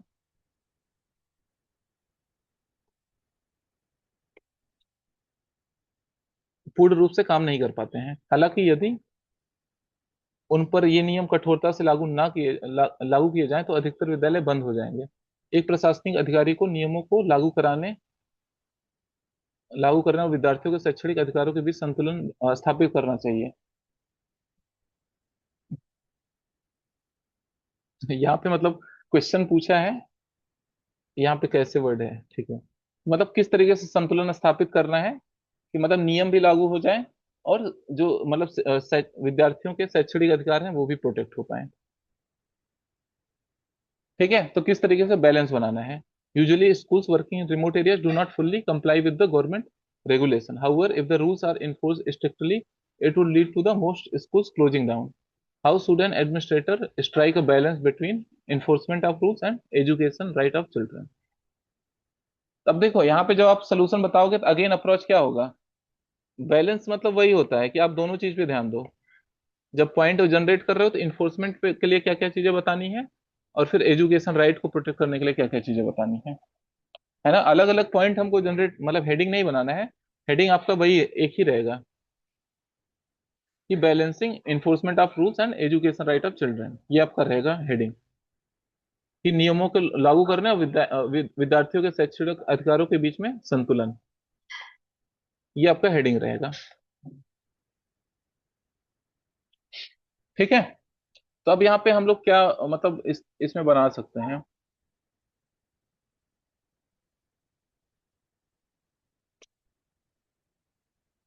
ये भी देखोगे आप, क्वेश्चन किसका है, डिलेमा का, है ना। तो ये भी क्वेश्चन आपको दिख रहा है डिलेमा कि मतलब उसके लिए क्या है जरूरी, ऑफिसर्स के लिए, एडमिनिस्ट्रेटर के लिए, दोनों जरूरी है ना। कि मतलब स्कूल के जो नॉर्म्स हैं, रेगुलेशंस है, उसको फॉलो करवाए, एट द सेम टाइम जो एजुकेशन राइट है चिल्ड्रन के, मतलब जैसे बेसिक एजुकेशन, जैसे मिड डे मील हो गया, ये सब चीजें उसको सही से मिल पाए, टाइमली क्लासेस चल पाए। ठीक है, अटेंडेंस वगैरह हो गई, हर चीजें सही से मॉनिटर हो पाए। ऐसा ना हो कि एक दिन एक टीचर आ रहे हैं, अगले दिन दूसरे टीचर आ रहे हैं। तो इन दोनों के बीच में संतुलन कैसे बनाया जाए, सेम चीज जो हमने अभी ऊपर डिस्कस किया कुछ कुछ आप यहाँ पे भी यूज कर सकते हो, है ना। जैसे टेक्नोलॉजी का यूज करना या फिर वाईफाई कनेक्टिविटी बढ़ाना, मॉनिटरिंग जिससे इजी हो पाए। ठीक है, फीडबैक लेना सिटीजन्स का, या फिर जो वहाँ पे टीचर्स हैं उनको ट्रेनिंग, कैपेसिटी बिल्डिंग, डिसिप्लिन, इन सब के बारे में बात कर रहे हैं। ठीक है, कि थोड़ा सा रूल को भी फ्लेक्सिबल बना सकते हैं, कि मान लो अगर कोई पर्टिकुलर रिमोट एरियाज है, मान लो वहाँ पे अभी वाईफाई नहीं है, नेटवर्क नहीं है, तो उस हिसाब से हम लोग चीजें दूसरा इन्फोर्समेंट मैकेनिज्म बना सकते हैं, मॉनिटरिंग कर सकते हैं, है ना। तो इंट्रोडक्शन में हम लोग यहाँ पे क्या दिखाएंगे, डिलेमा दिखाएंगे कि किस तरीके से this is a classic case of dilemma where administrator is facing dilemma with respect to ensuring the school norms or upholding the right to education of children. ठीक है, अंडर आर्टिकल 21A। ठीक है, तो इंट्रोडक्शन में आपको dilemma दिखाना है, और आर्टिकल भी यूज कर लेना है 21A, या फिर 86 अमेंडमेंट एक्ट, या फिर राइट टू एजुकेशन एक्ट, है ना। तो अब इसके बाद मेरे हिसाब से ये भी क्वेश्चन इजीली आप बना लोगे, इन्फोर्समेंट रूल कैसे करना है। किसी का इसमें कुछ पॉइंट है? सर सीजेपी का भी स्कूल सुधार आंदोलन चल रहा है, तो वो मतलब क्या है? जैसे मतलब उसको आप यहाँ पे लिंक जैसे जब लिंक कर प्रशासन सकते हो। अपना काम नहीं कर पा रही, तभी तो ऐसा वहां पे हाँ हाँ देखा जा हाँ, रहा है कि मतलब स्कूल जो सही जेन से जी अल्फा नहीं मूवमेंट चल चल रहा रहा है। है ना अभी स्कूल के जी लिए। जी। ठीक है, तो वहां पे आप थोड़ा सा कनेक्ट कर सकते हो, है ना। यहाँ पे मतलब वो किस तरीके से आ जाएगा कि जो चिल्ड्रन है वो भी डिमांड करें, है ना, कि मतलब जो उनके राइट हैं वो प्रोटेक्ट करने, मतलब चिल्ड्रन भी क्या है कि स्टेक होल्डर हैं, या वहाँ की जो सिटीजन्स है, वहाँ के जो लोग हैं, लोकल सिटीजन्स हैं। ठीक है, उनका भी पार्टिसिपेशन होना चाहिए, उनका भी टाइमली फीडबैक आना चाहिए कि चीजें सही से चल रही हैं कि नहीं चल रही हैं, जिससे कि ऊपर पता चले कि हाँ ये एक्चुअल में इशू है। जो एडमिनिस्ट्रेटर एडमिनिस्ट्रेटर है उसको क्या करना चाहिए, कंसल्टेशन करना चाहिए वहाँ लोकल लेवल पे जाके, कि एक्चुअल में ग्राउंड लेवल पे चैलेंजेस क्या है, उसको कैसे ओवरकम कर सकते हैं।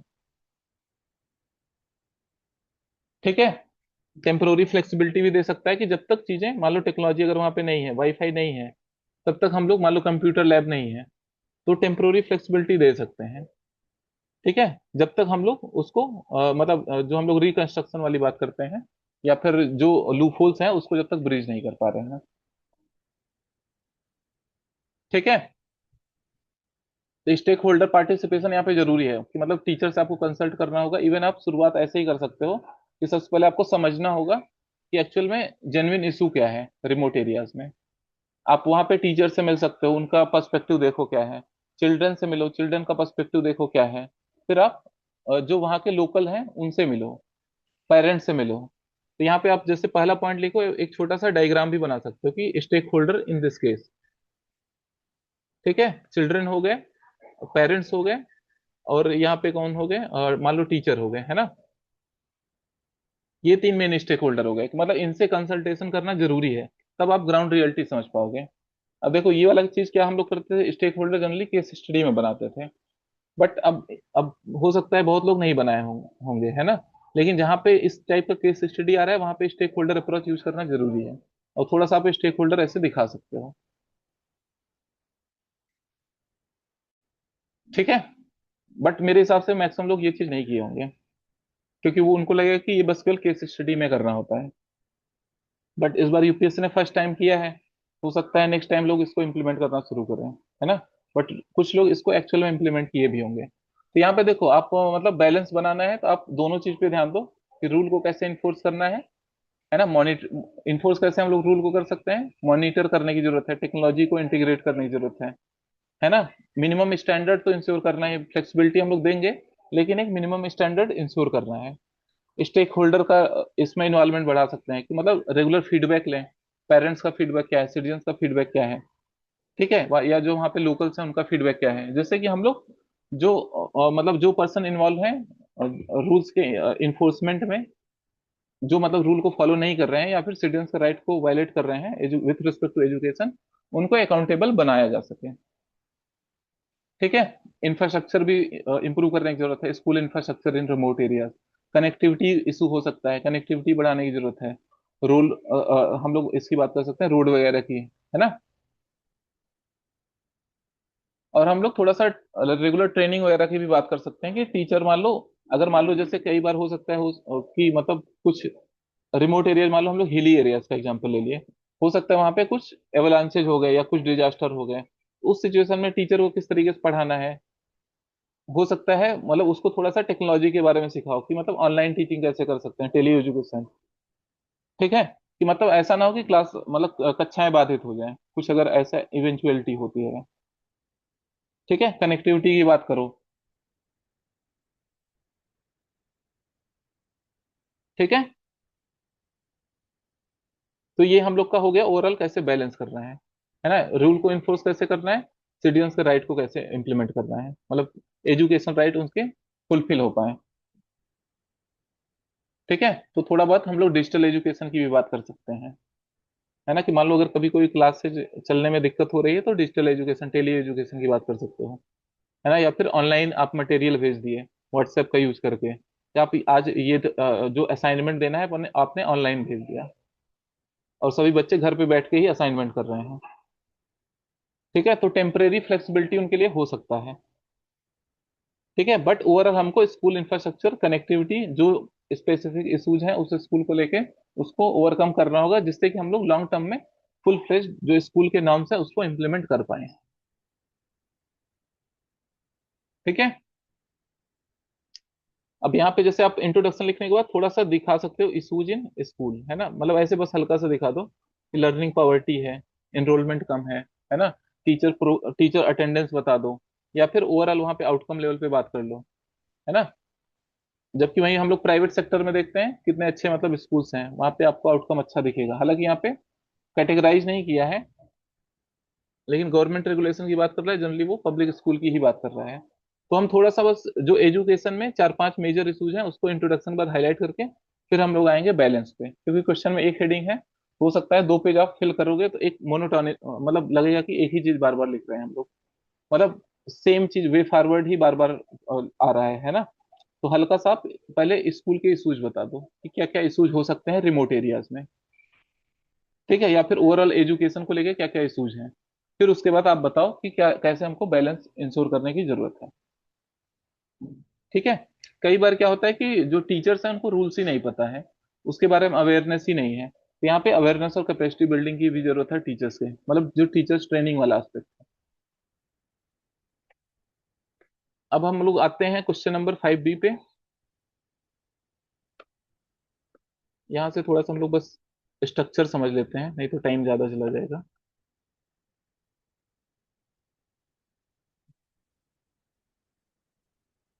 ये वाला क्वेश्चन देख लेते हैं, क्योंकि 9 बजे से सीसेट का मैंने सेशन रखा था, अभी मुझे याद आ रहा है। ठीक है, तो यहाँ पे ये वाला क्वेश्चन क्या है, international relation ethical consideration often subjugated to the strategic interest of nation state, discuss this from an ethical perspective। अभी 9 बजे से सीसेट का सेशन है, तो हम लोग 2-3 मिनट में इसको समराइज करेंगे। ठीक है, तो यहाँ पे क्वेश्चन वैसे इजी है, मतलब ये प्रॉपर थ्योरी का क्वेश्चन है कि मतलब आप पढ़ के गए डायरेक्ट वही चीज आ गई। बाकी में आप देख रहे हो किस तरीके से हम लोग बहुत सारी चीजें कनेक्ट कर रहे हैं, है ना। यहाँ पे सीधा पूछा है ethical consideration are often subjugated to the strategic interest of nation state, है ना, discuss this from ethical perspective. तो ये बहुत डायरेक्ट क्वेश्चन है। 2 क्वेश्चन और हैं, बस क्वेश्चन रीड कर लेते हैं, फिर एक केस स्टडी का हम लोग अलग से रख लेंगे, है ना। यहाँ पे देखो ये वाला क्वेश्चन क्या बोल रहा है, अपने निजी सहायक के निवेदन पर जिलाधिकारी डीएम विद्यालय के एक अध्यापक का स्थानांतरण रोक देता है, जो इस निजी सहायक की अधिगम अधिगम अक्षमता वाली बेटी को ट्यूशन पढ़ाता है। इस संदर्भ में समानुभूति बनाम कर्तव्य पालन के पक्षों पर विचार कीजिए। Discuss the aspect of empathy versus compliance on the request of his personal assistant, the DM stops the transfer of a school teacher who takes private tuition for his daughter diagnosed while learning disability, है ना। In this context discuss the aspect of empathy versus compliance with rules। तो ये easy है, मतलब इसको भी आप आराम से टैकल कर लोगे, पहले आप ये दोनों एस्पेक्ट में डिस्कस करोगे कि कैसे वो एम्पैथी वाला एस्पेक्ट दिखा रहा है, फिर कंप्लायंस की बात करोगे कहाँ पे वो कंप्लायंस नहीं कर रहा है रूल से, फिर आप एक वे फॉरवर्ड बताओगे कि हम लोग को एक पर्सनल एथिक्स और प्रोफेशनल एथिक्स में मतलब एक बैलेंस बना के रखना चाहिए, ऐसा नहीं कि हम लोग पर्सनल एथिक्स को प्रायोरिटाइज करें और प्रोफेशनल एथिक्स, है ना, जहाँ पे आपको स्ट्रिक्ट एक्शन लेने की जरूरत है। ठीक है, तो एक वे फॉरवर्ड भी इसमें देना होगा, इसमें 3 हेडिंग बनेगी, एक एम्पैथी वाला एस्पेक्ट, दूसरा कंप्लायंस विथ रूल्स, एक ओवरऑल वे फॉरवर्ड। ठीक है, हो सकता है आप मतलब ट्रांसफर रोकने की जगह आप मतलब उसको मतलब कंसोल कर दो, मतलब एक उससे सिंपैथी दिखा दो, but rather than stopping transfer. ठीक है, कई बार क्या होता है हम सामने वाले की बात अच्छे से सुन लेते हैं, उसको समझ लेते हैं, कंसोल कर देते हैं, तो उससे भी चीजें रिजॉल्व हो जाती हैं। लेकिन अगर आप स्टॉप कर रहे हो ट्रांसफर ऑफ स्कूल टीचर, तो वो क्या हो रहा है, आप वायलेशन ऑफ रूल्स। ठीक है, आप रूल्स के अगेंस्ट चले जा रहे हो। तो कहीं पे भी आप जब रूल ऑफ लॉ को आप अपहोल्ड नहीं करोगे तो वो क्या हो जाएगा, अनइथिकल हो जाएगा, है ना, and violative of the rules and regulations. Last question क्या है थ्योरी का, some moral philosophers argue that, some moral philosophers argue that spending some of your resources without significantly affecting your financial stability to help other people who badly suffer in our moral duty, not merely a matter of charity. Justify this claim by explaining the distinction between duty and charity.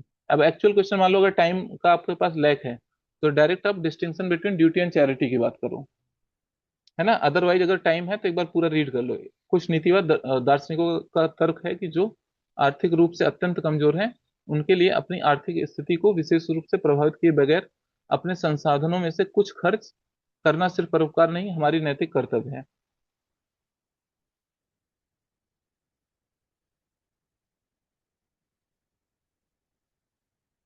ना। परोपकार और कर्तव्य के बीच में अंतर को स्पष्ट करते हुए इस कथन की पुष्टि कीजिए। इससे आप लोग क्या समझ रहे हो?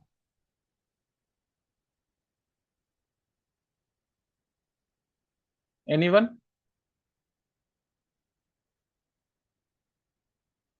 यहाँ पे मुझे लग रहा है कि to help other people without some moral philosopher argue that spending some of your resources without significantly affecting your financial stability.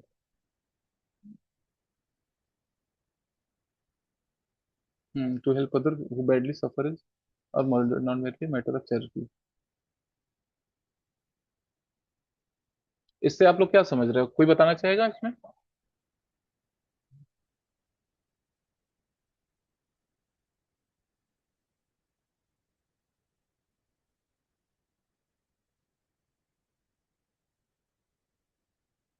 मतलब देखो ओवरऑल यहाँ पे क्या करना है, ड्यूटी और चैरिटी में डिफरेंस ही दिखाना है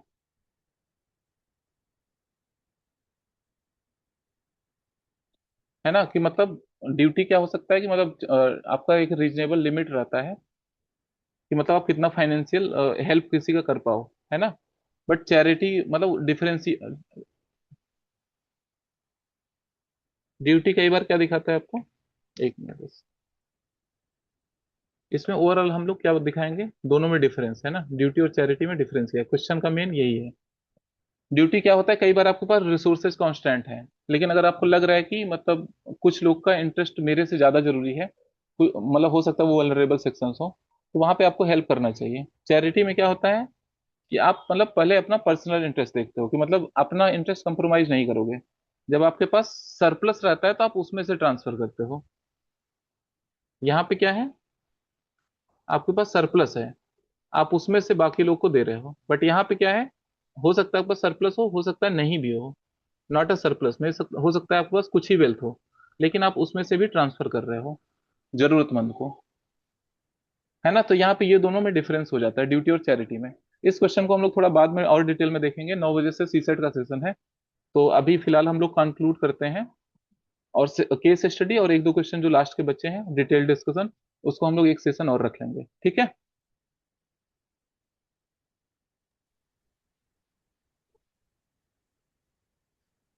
ओके, सो सेशन को एंड करते हैं। आप लोग जुड़े रहो, जिसको सीसेट वाला सेशन अभी कंप्लीट करना है ना।